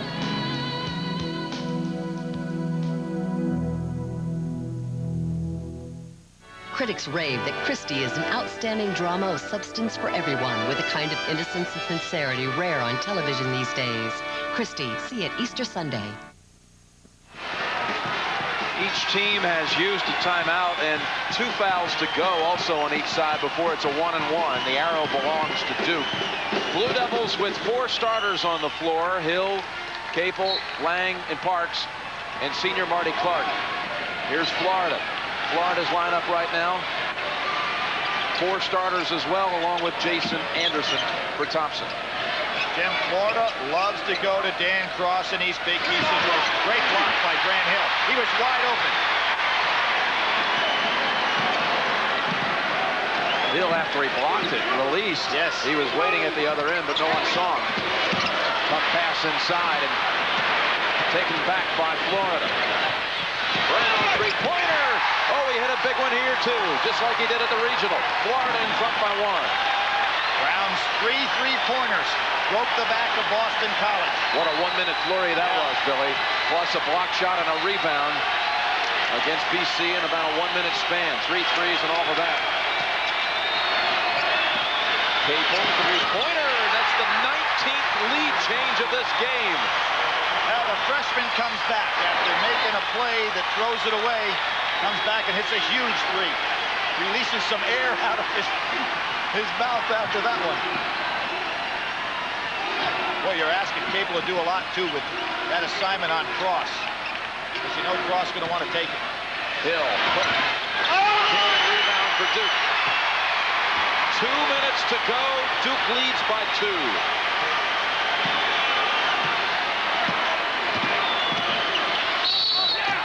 Anderson on the reach-in. And Jim, Duke, fortunately, gets 2 shooting fouls by Grant Hill because they are not yet in the 1-and-1. Amazing to see Duke University with 1:55 to go and a half, not in a 1-and-1 situation. Normally by now they're shooting 2. For Anderson, his 4th foul. This young man, Grant Hill,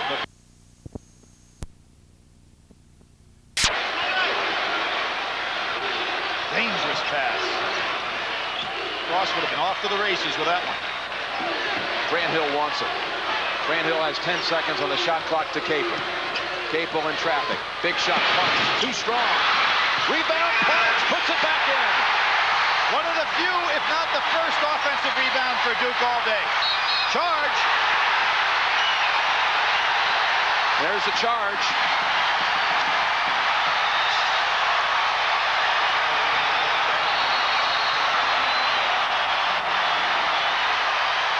Timeout called by Duke.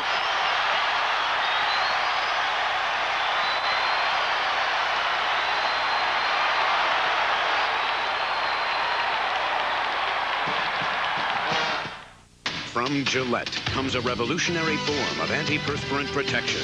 Gillette Clear Gel Antiperspirant. Because it's a clear, clean, powerful gel, it goes on smoothly with no white residue to form an invisible barrier of protection. All-day protection against both wetness and odor. Gillette Clear Gel Antiperspirant. One of the advanced deodorants and antiperspirants in the Gillette series.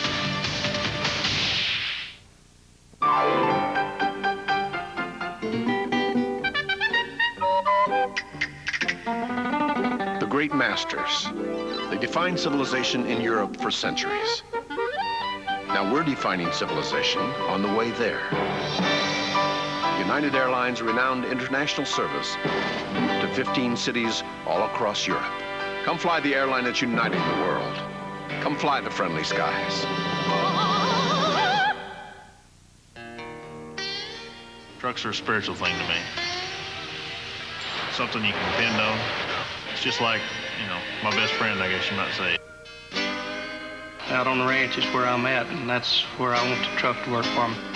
I need a truck that's rough like I am. Introducing the all-new Mazda truck with a 4-liter V6 and a soul to match. The new Mazda truck. Saddle up and let's go dancing. Mazda, it just feels right. Final call. We've got to move fast, Kirby. I hope you booked Hertz. Not exactly, but this company's fast. As fast as Hertz #1 club goal? Not exactly, but they do have a special place to pick up the car. Like Hertz? Not exactly, but it'll be waiting. Under a canopy? With the keys in it? Not exactly. And protected from the weather? Not exactly. In Rent-A-Car, there's Hertz and there's not exactly. Make sure you choose the right one. Counting on that promotion, Kirby? No, not exactly. Monday on Dave, Bob Uecker, and musical guest, Cheap Trick. Immediately following the game, Bobby Knight and I get into a fist fight. Monday. Duke 68, Florida 65. That's the celebration after the big defensive play by Antonio Lang drawing the charge. Duke basketball at midcourt with 10.8 seconds remaining.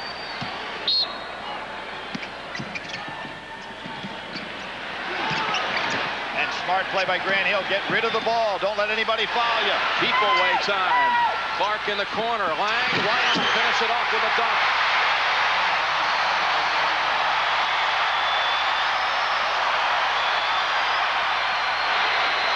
The Clark three.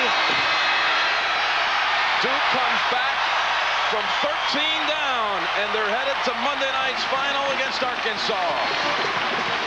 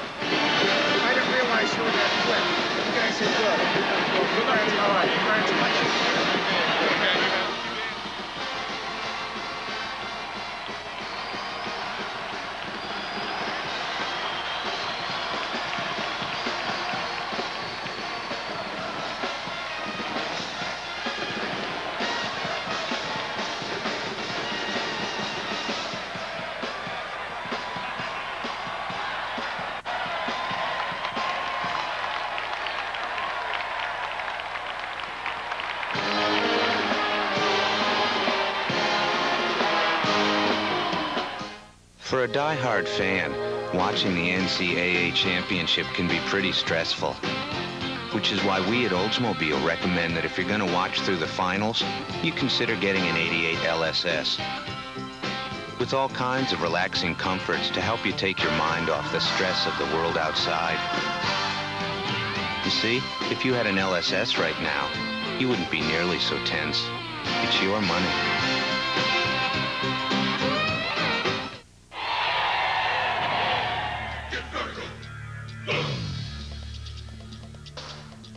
That's nothing. Ain't no doubt about the power of two. Check this out. Get vertical, vertical with the power of two. Get vertical. With the power of two.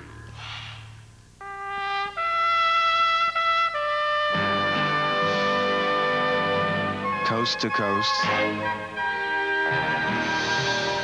in little towns and big cities in between. One cellular network has everyone talking. Cellular One. Clear across America.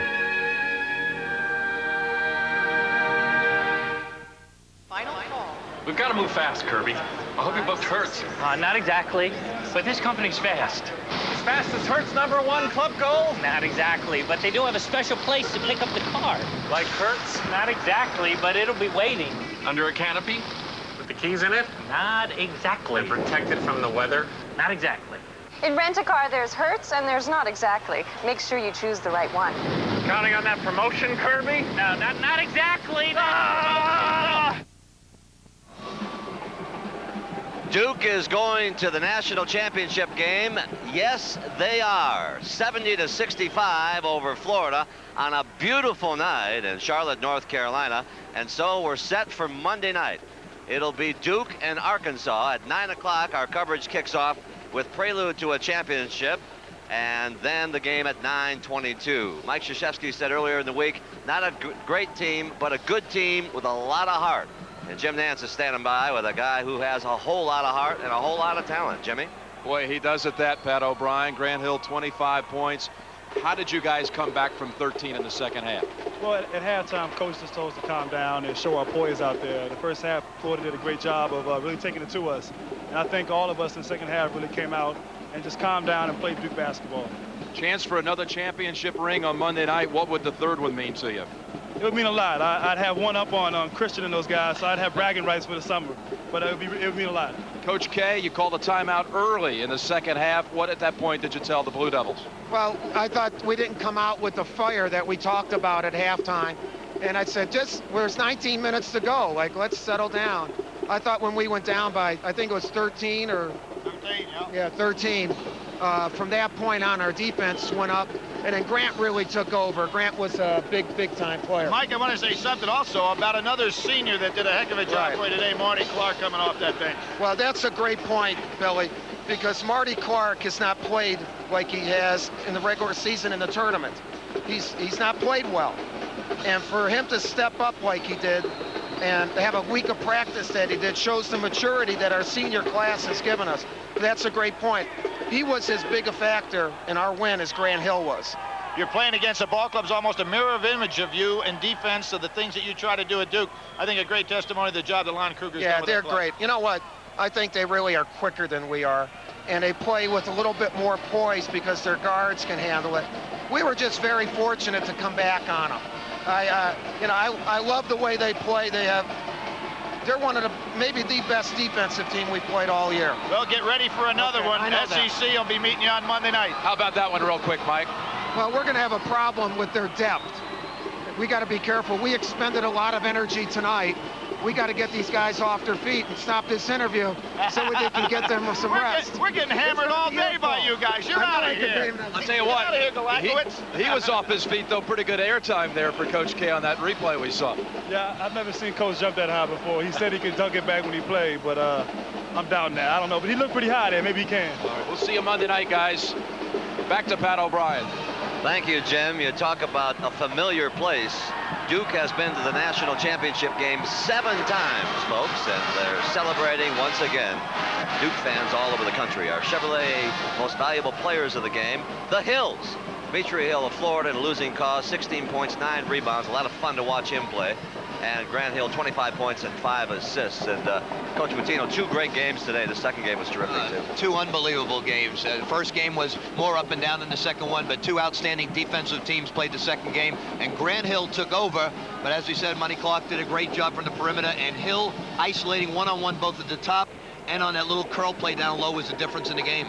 One of the things you and I talked about, a little subtle thing, Dimitri Hill, a big guy, awful lot of strength. It's hard to make an adjustment on a shot with a big hand in your chest like that, but Cherokee Park came through very strong. The big hustle play at the end of the game, that was special because now Florida can come back and make the last shot and win the ball game. Here you see it. It's Florida's ball right now, only Cherokee comes down with it, makes the layup, and puts it out of reach. We'll be back with more. We'll talk to JB and the coach about Monday night's game, and we'll hear from the Florida side when we come back. Lon Kruger will be down with Leslie Visser in a moment as Final Four Day here on CBS continues. We'll be back in one shining moment. Every time Mercedes-Benz introduces a new car, other car companies rush to follow. And when Mercedes-Benz introduces a whole class of new cars, others scramble to catch up. So when Mercedes...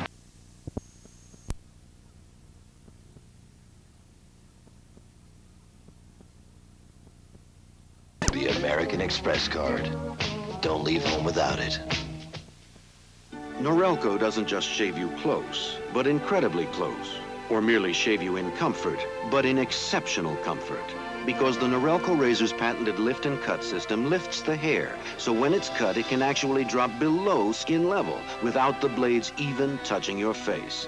And once you've shaved that incredibly close with exceptional comfort, you know you'll always be comfortable shaving with a Norelco. Norelco, we make close comfortable. Steve Bono throws for 347 and 3 touchdowns, one of them to Jerry Rice. That was the backbreaker. So for Dan Fouts, this is Vern Lundquist saying so long from Candlestick. The final score, 38-24 49ers. You've been watching CBS Sports coverage of the National Football League. In 14 cities and 10 countries across the Pacific, they're playing our song, United Airlines. Come fly the airline that's uniting the world. Come fly the friendly skies. When you look for champions, you look to CBS Sports. Look who's back in town. Why do you have a Kenny Rogers lookalike sitting around your living room? Well, the Elvis lookalike was available. Burt Reynolds and Kenny Rogers together in Evening Shade Monday. This is CBS. On May 28, 1987, WXVT TV was granted a license by the Federal Communications Commission to serve the public interest as a public trustee until June the 1st, 1992. Our license will expire on June the 1st, 1992. We must file an application for renewal with the FCC on or before February the 1st, 1992. When filed, a copy of this application will be available for public inspection during our regular business hours. It contains information concerning this station's performance during the last 5 years. Individuals who wish to advise the FCC of facts relating to our renewal application and to whether this station has operated in the public interest should file comments and petitions with the FCC by May the 1st of 1992. Further information concerning the FCC's broadcast license renewal process is available at 3015 East Reed Road, Greenville, Mississippi, or may be obtained from the FCC, Washington, D.C., 20554.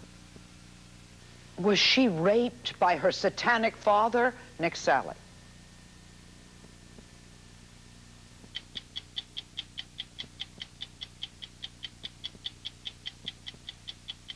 What you are watching is quite rare. This man and his wife are smoking marijuana, but legal marijuana. They're among only 14 people in the United States who've had it prescribed by their doctors. Applications have to go through the DEA, the FDA, and the National Institute of Drug Abuse. And if all approved, the legal marijuana grown on a government farm in Mississippi is sent to the patient's pharmacist. A month's supply of cigarettes at a time. Mommy kiss. A lover's kiss. A lover's kiss. You like big families? Try this one. 2 kids of their own and 15 adopted. 450, 21. Wonder how we did it under 500.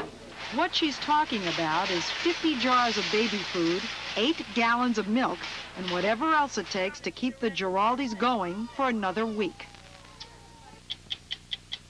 The Brazilian way of dealing with child criminal behavior is killing. You will find most of the people supporting the common killing of criminals in Brazil. Then why not kill children? I'm Mike Wallace. I'm Orly Safer. I'm Ed Bradley. I'm Steve Croft. I'm Leslie Stahl. Those stories and Andy Rooney tonight on 60 Minutes. Now the man I retained 1 year ago to recommend this corporation's property, casualty, and group health insurance companies. Here with his findings, the most sought-after efficiency expert in business, Mr. Fred Fox. Wassa.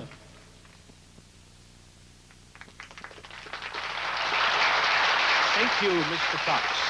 For all your business insurance, one word says it all.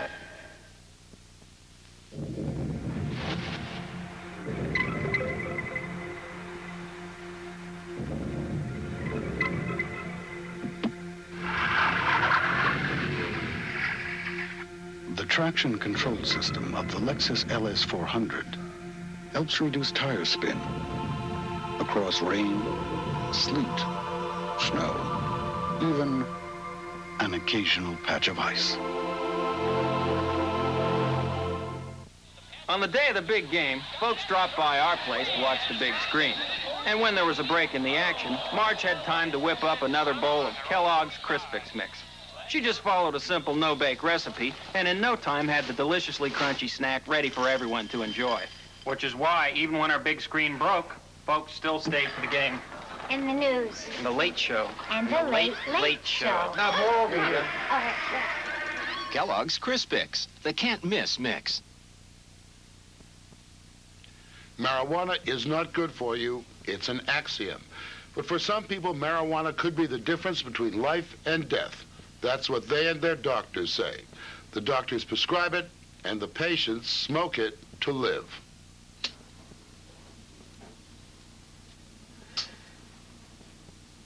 What you are watching is quite rare. This man and his wife are smoking marijuana, but legal marijuana.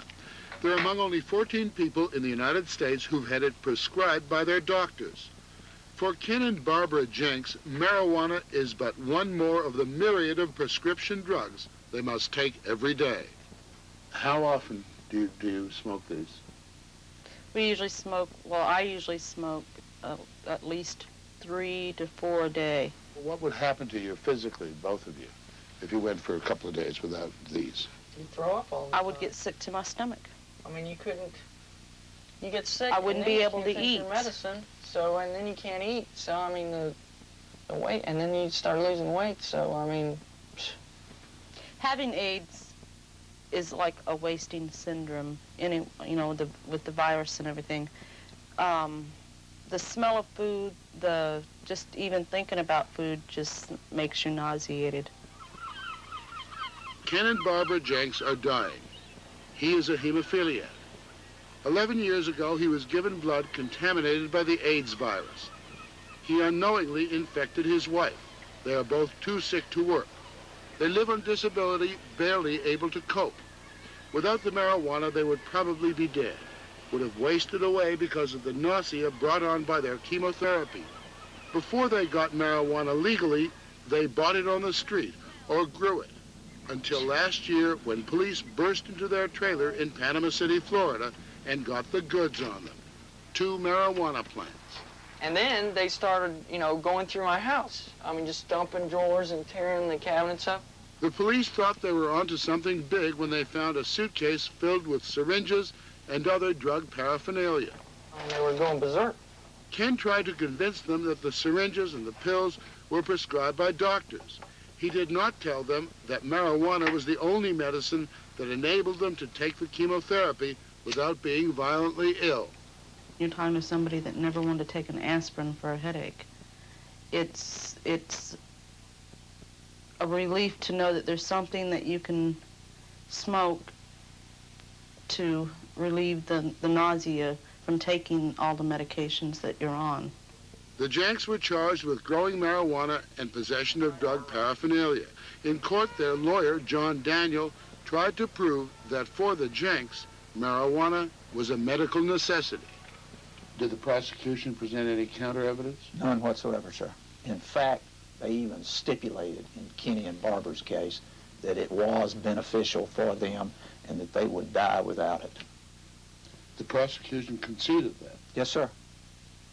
But you lost the case because you couldn't prove medical necessities. That doesn't jive somehow. Judge Foster said there is no such doctrine as medical necessity in Florida, that it's a matter for the legislature to promulgate a statute that says that it is or is not. But the judge was not an unsympathetic judge. Super judge. The sweetest sentence I've had in 20 years of criminal defense work. The judge found them guilty, but sentenced them to 500 hours of community service. Their only task, to look after each other. As decent as the sentence was, the Janks were outraged that they were still considered criminals. They decided to appeal.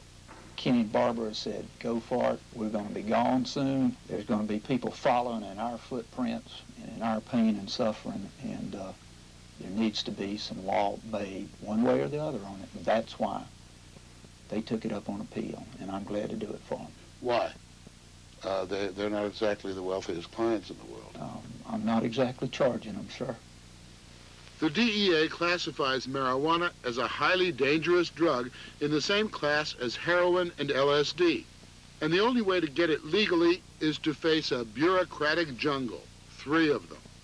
Applications have to go through the DEA, the FDA, and the National Institute of Drug Abuse. And if all approved, the legal marijuana grown on a government farm in Mississippi is sent to the patient's pharmacist, a month's supply of cigarettes at a time. Robert Randall was the first American to gain legal access to marijuana for medical use. He was diagnosed with glaucoma in 1972.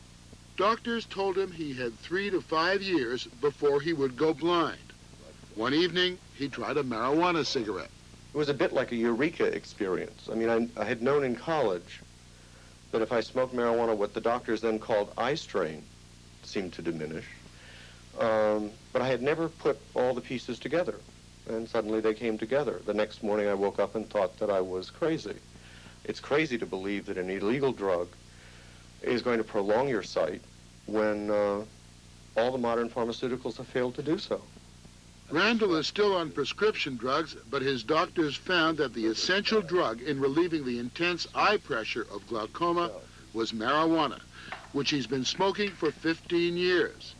But getting it legally was not easy. It took 14 months from the time of my arrest. I had to go through... You were arrested for possession? I was arrested for growing 4 marijuana plants. I had to go through 2 controlled medical studies that were really unnecessary. They simply demonstrated to others what I already knew to be the case. And then I had to wait around for many months while a bunch of bureaucrats who were really not very excited about this idea decided whether or not I would go blind. It's a very uncomfortable, frightening situation to be in. Only 14 people are now able to get marijuana legally from the government. It took the Janks almost 9 months to get their first prescription. Many doctors are reluctant to make the effort, fearing that the ramifications of even applying for marijuana will affect their reputations. The Janks' own doctor, who prescribes marijuana for them, won't come on and talk about it. A junkie doctor. He doesn't want to be called that. I understand that.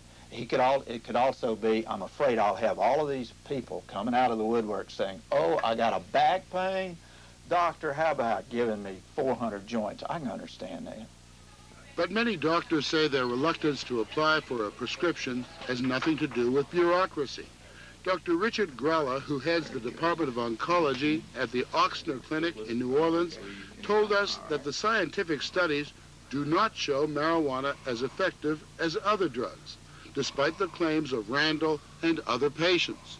There are testimonials for almost any medicine. And in fact, sometimes testimonials are the germ of a good idea, the beginning of a good idea. Unfortunately, more often than not, they're just that. They're just testimonials. But Dr. Lester Grinspoon, who practices psychiatry at Harvard University, disagrees. He's one of the first physicians to take a stand on using marijuana as medical treatment. It is very useful for the treatment of the nausea and vomiting, which accompanies the use of some chemotherapeutic substances for the treatment of some cancers. Dr. Grinspoon knows it from the most personal kind of experience. His son had leukemia and died, but during the chemotherapy, Grinspoon feels it was the marijuana that was keeping young Danny alive. He would be so tense before he took the medicine because he knew what was going to follow, and what followed was 8 hours of first vomiting and then retching. It's very, very difficult. He got to the point where he said, I'm not going to take the medicine anymore. How old was he? He was 15. His wife bought some marijuana near a local high school. At Danny's next treatment, Grinspoon was amazed. It was absolutely stunning, the difference that this made. He was relaxed. He had the treatment.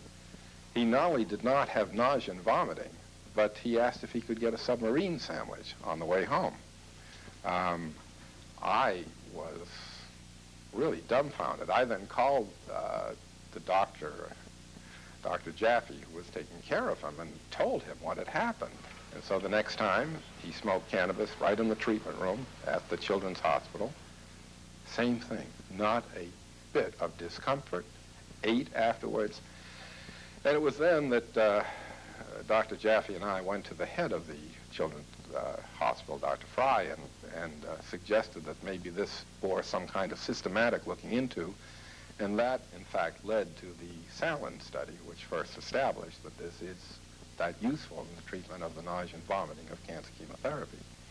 But the DEA has maintained for years that marijuana has no therapeutic value, that it's a dangerous drug that must remain illegal. However, no one from the DEA would come on this broadcast and respond to the scientific evidence of those who say otherwise.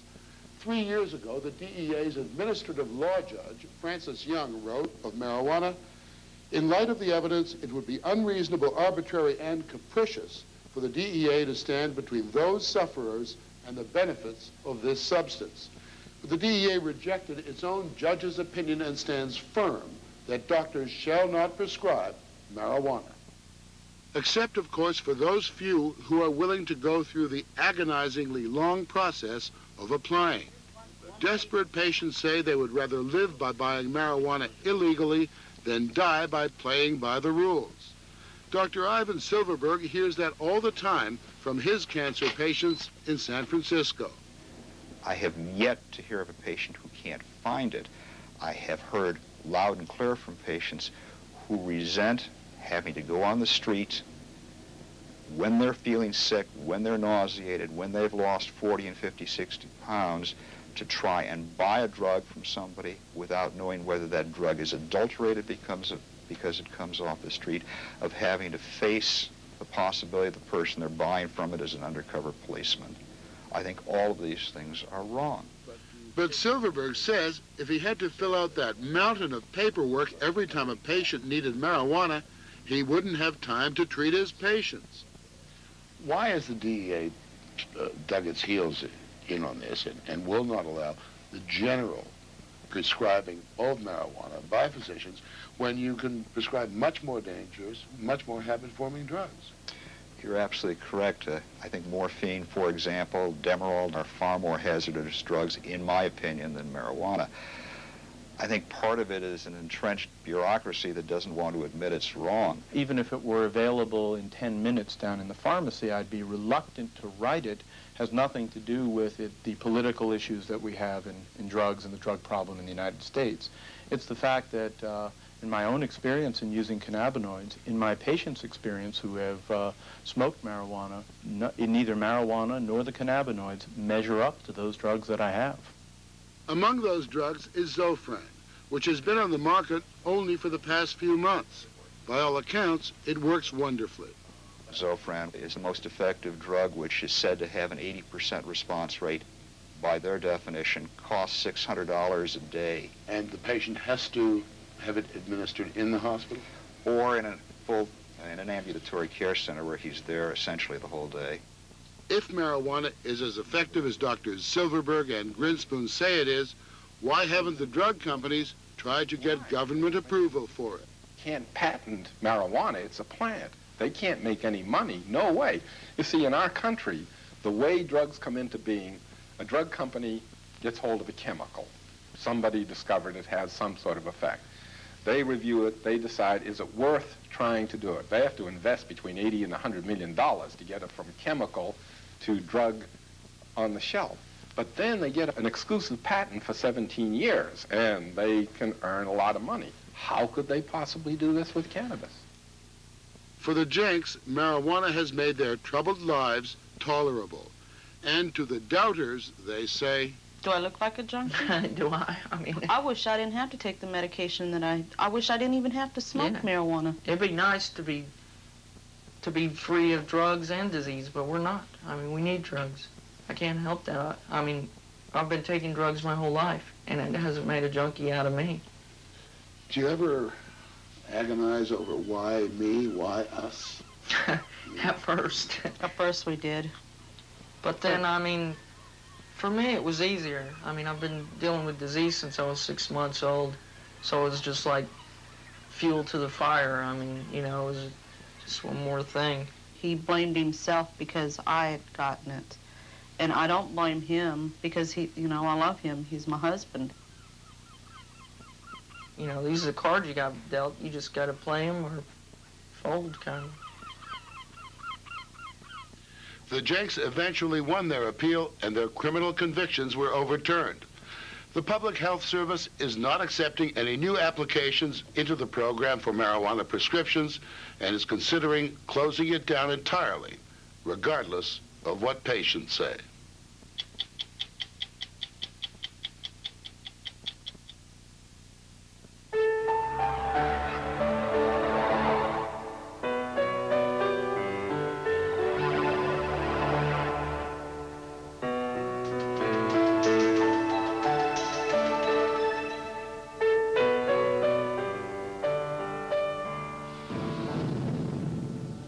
Chrysler Fifth Avenue at $22,000, the perfect balance between self-indulgence and common sense.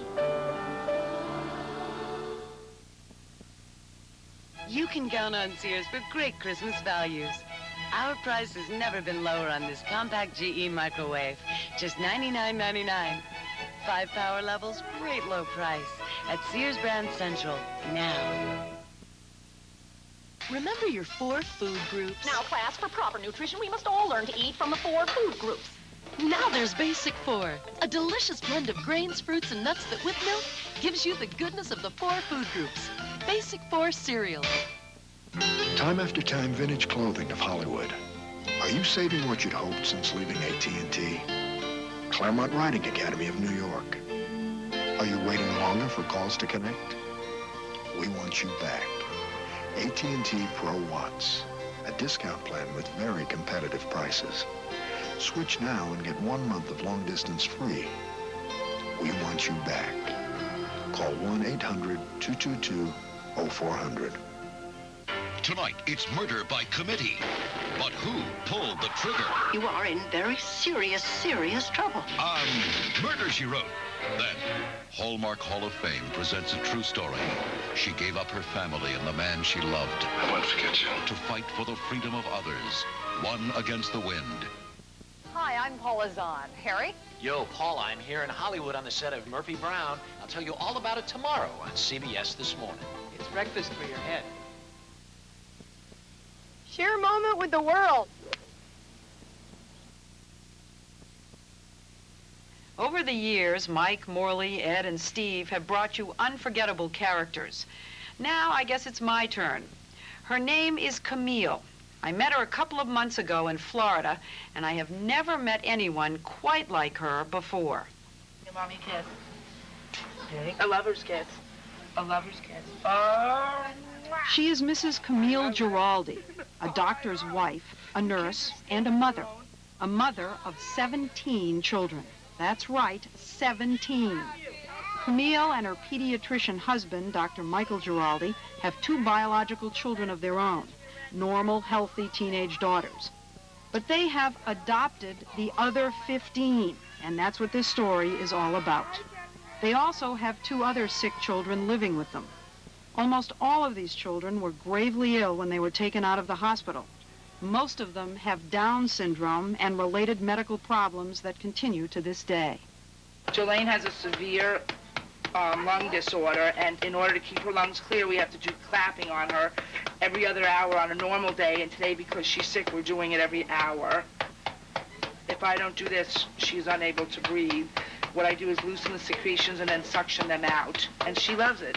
Camille and Mike Giraldi live in these 2 houses in a very good neighborhood in South Miami. They used to live in just the one on the left, but a few years ago they ran out of room and bought the house next door. 4 little, 5 little, 6 little.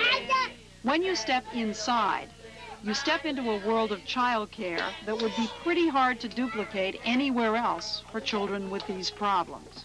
Assisting this small army of children is almost as large an army of adults. Some of them are paid child care workers, some are volunteers from the local community, and 4 of the adults are retarded themselves. They live here along with the children. Who pays for all of this? We'll get around to that in a minute. The stress is on getting these handicapped kids to do things for themselves so they'll be able to function as independently as possible. The thing to remember about all these children is they have low IQs and severe medical problems as well. The Giraldis felt they didn't want to take a normal child away from a couple who was trying to adopt, so they've ended up with the sickest of the sick, like Jolene. This is the bear, huh? They named her Joe Payne. Her name's Jolene. They call her Joe Payne. What is that, Jolene? When I had her, they told me she was deaf, blind, and would be absolutely nothing but a vegetative state. And this was our first really sick child. She's clearly not blind. No, she is. Is she deaf? Not at all. And her faces are what I make to her. And she gives them back. You know, I use a lot of expression, and she does the same thing. But this child, boy, I'll tell you what, every gray hair on my head is from this child. They brought Mariah home from the hospital when she was 5.5 months old and was not responding to anything. You brought a child in here who was in a total coma, who wasn't even responding to pain, and you brought her here? Right. Why? Because she would have been a border baby at the hospital, and she had Down syndrome, and I thought, well, gee, if she has Downs and she has these heart defects, we'll bring her. You know, and they told me that she was deaf because she responded to nothing. And then suddenly, within a month, she was really moving around, and now we have Mariah, who's Mariah. I can tell you that. She's doing everything now. She's very high function, even. She does everything. Camille, what is motivating you? Nobody on this planet is doing what you're doing. The children motivate me to see that child that did so bad last night play today, because we've seen them all day. It means that we avoided a hospitalization for that child, and we were able to pull her through the night, you know, to let her have at least a good day today. And to see them do so well. These children weren't supposed to do so well. That motivates me. Or to see them reach out for me or smile or listen. They all listen to me. That motivates me every day. And how much does all of this cost? Well, you get a sense of the cost if you follow Camille and her caravan of shopping carts through a typical day's journey through a supermarket. With 8 gallons of milk and 50 jars of baby food at a time, it's easy to come up with a bill like this. $4.50.21. Wonder how we did it under 500. I must have missed 2 aisles. It's Mike Giraldi's successful practice that pays for most of the expenses. The Giraldis set up a foundation, the Up with Down Syndrome Foundation, in order to accept charitable donations. But the bulk of the money still comes from Mike. How much do you spend on food? $2,500 a month. Diapers? $940. That's our low bill. Toothpaste? Well, it's 30, probably about $60 a month, because I use 30 tubes a month. Clothes? Clothes, I do clothes a little differently. I buy them 3 times a year and allow about $3,000 each time I go for the clothes and the shoes. So about $10,000 a year, I would say. And where does this money come from?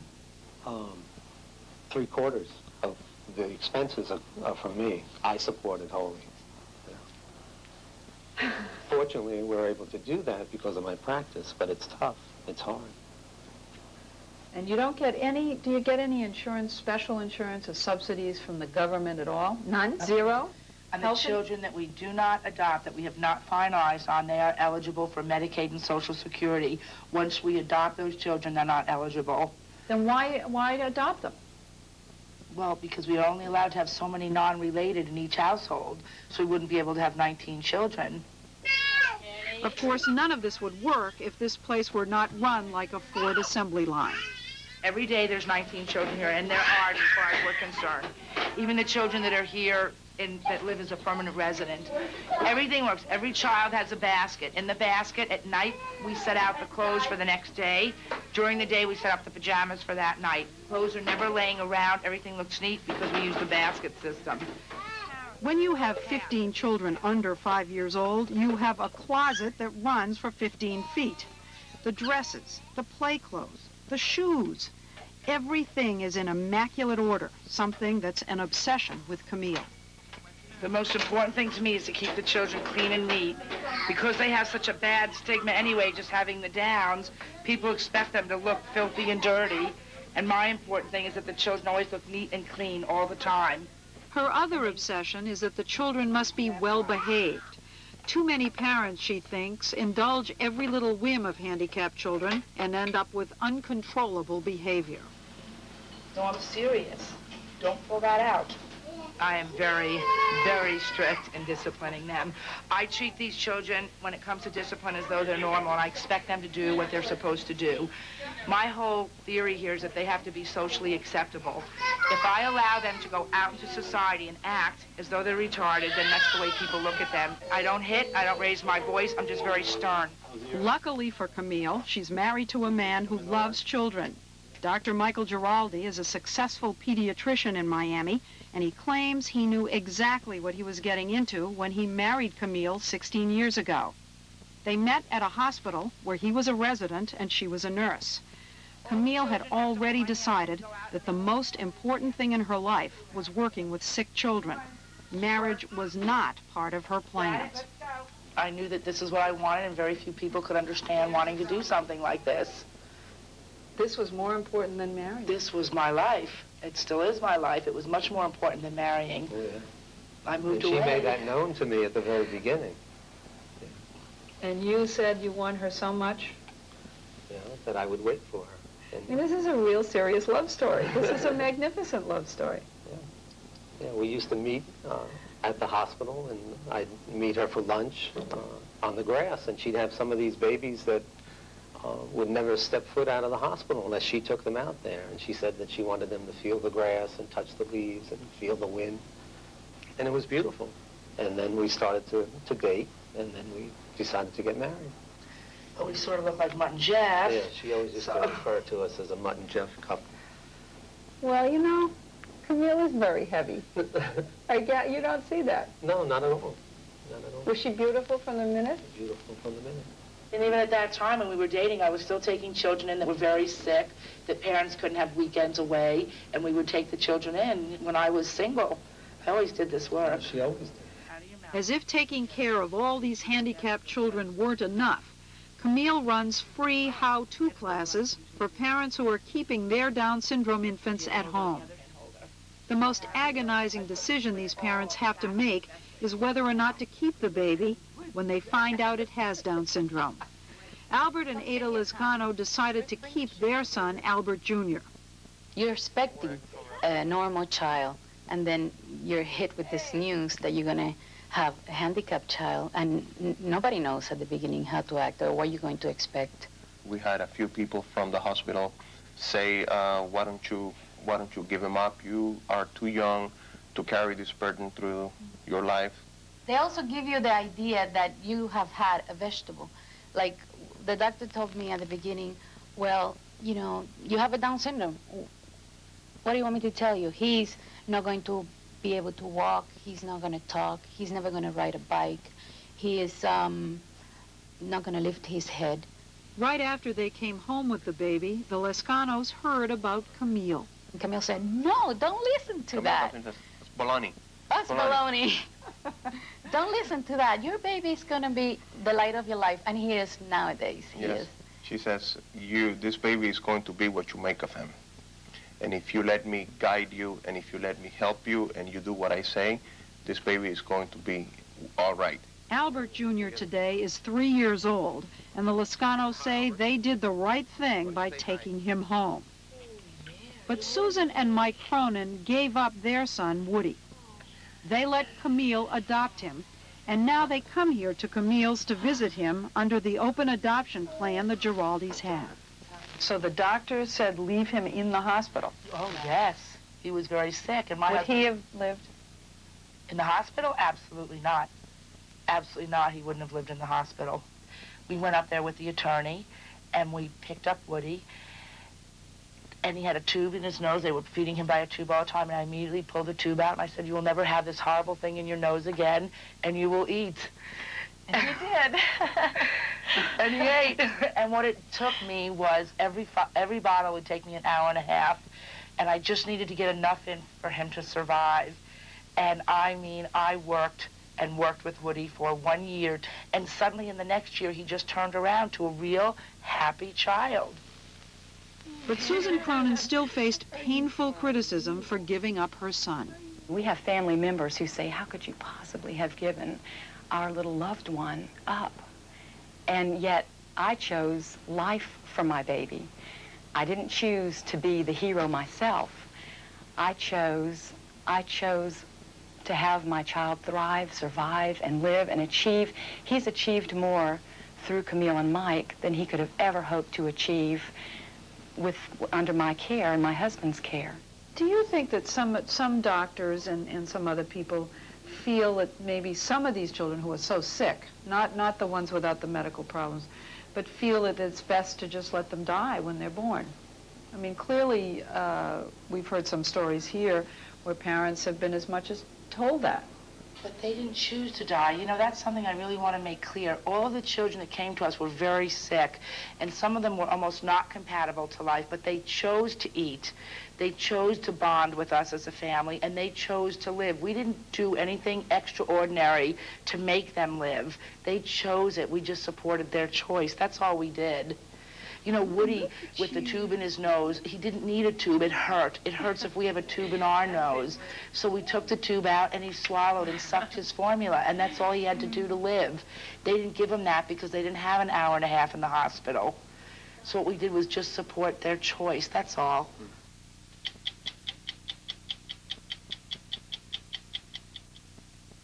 They saved some room. No, you sure you didn't do any of this? I love to watch him cook. That looks good. Has he ever done this before? Hey, look, why don't you guys go pick out a good wine? Come on, you know where it is. Out of the kitchen. Oh, how about this? Oh, yeah.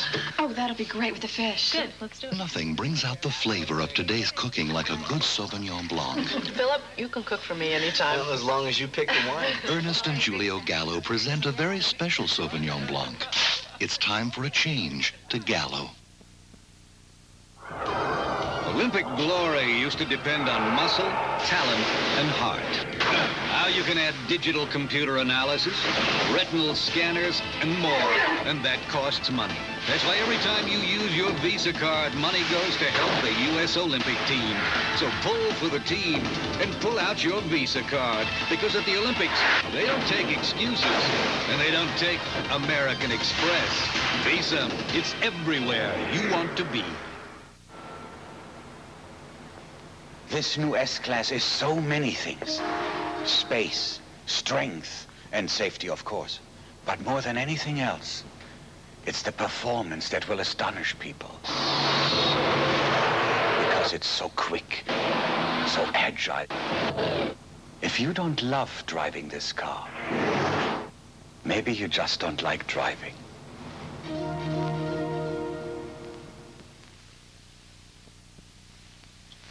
60 Minutes, a CBS News weekly magazine, will continue.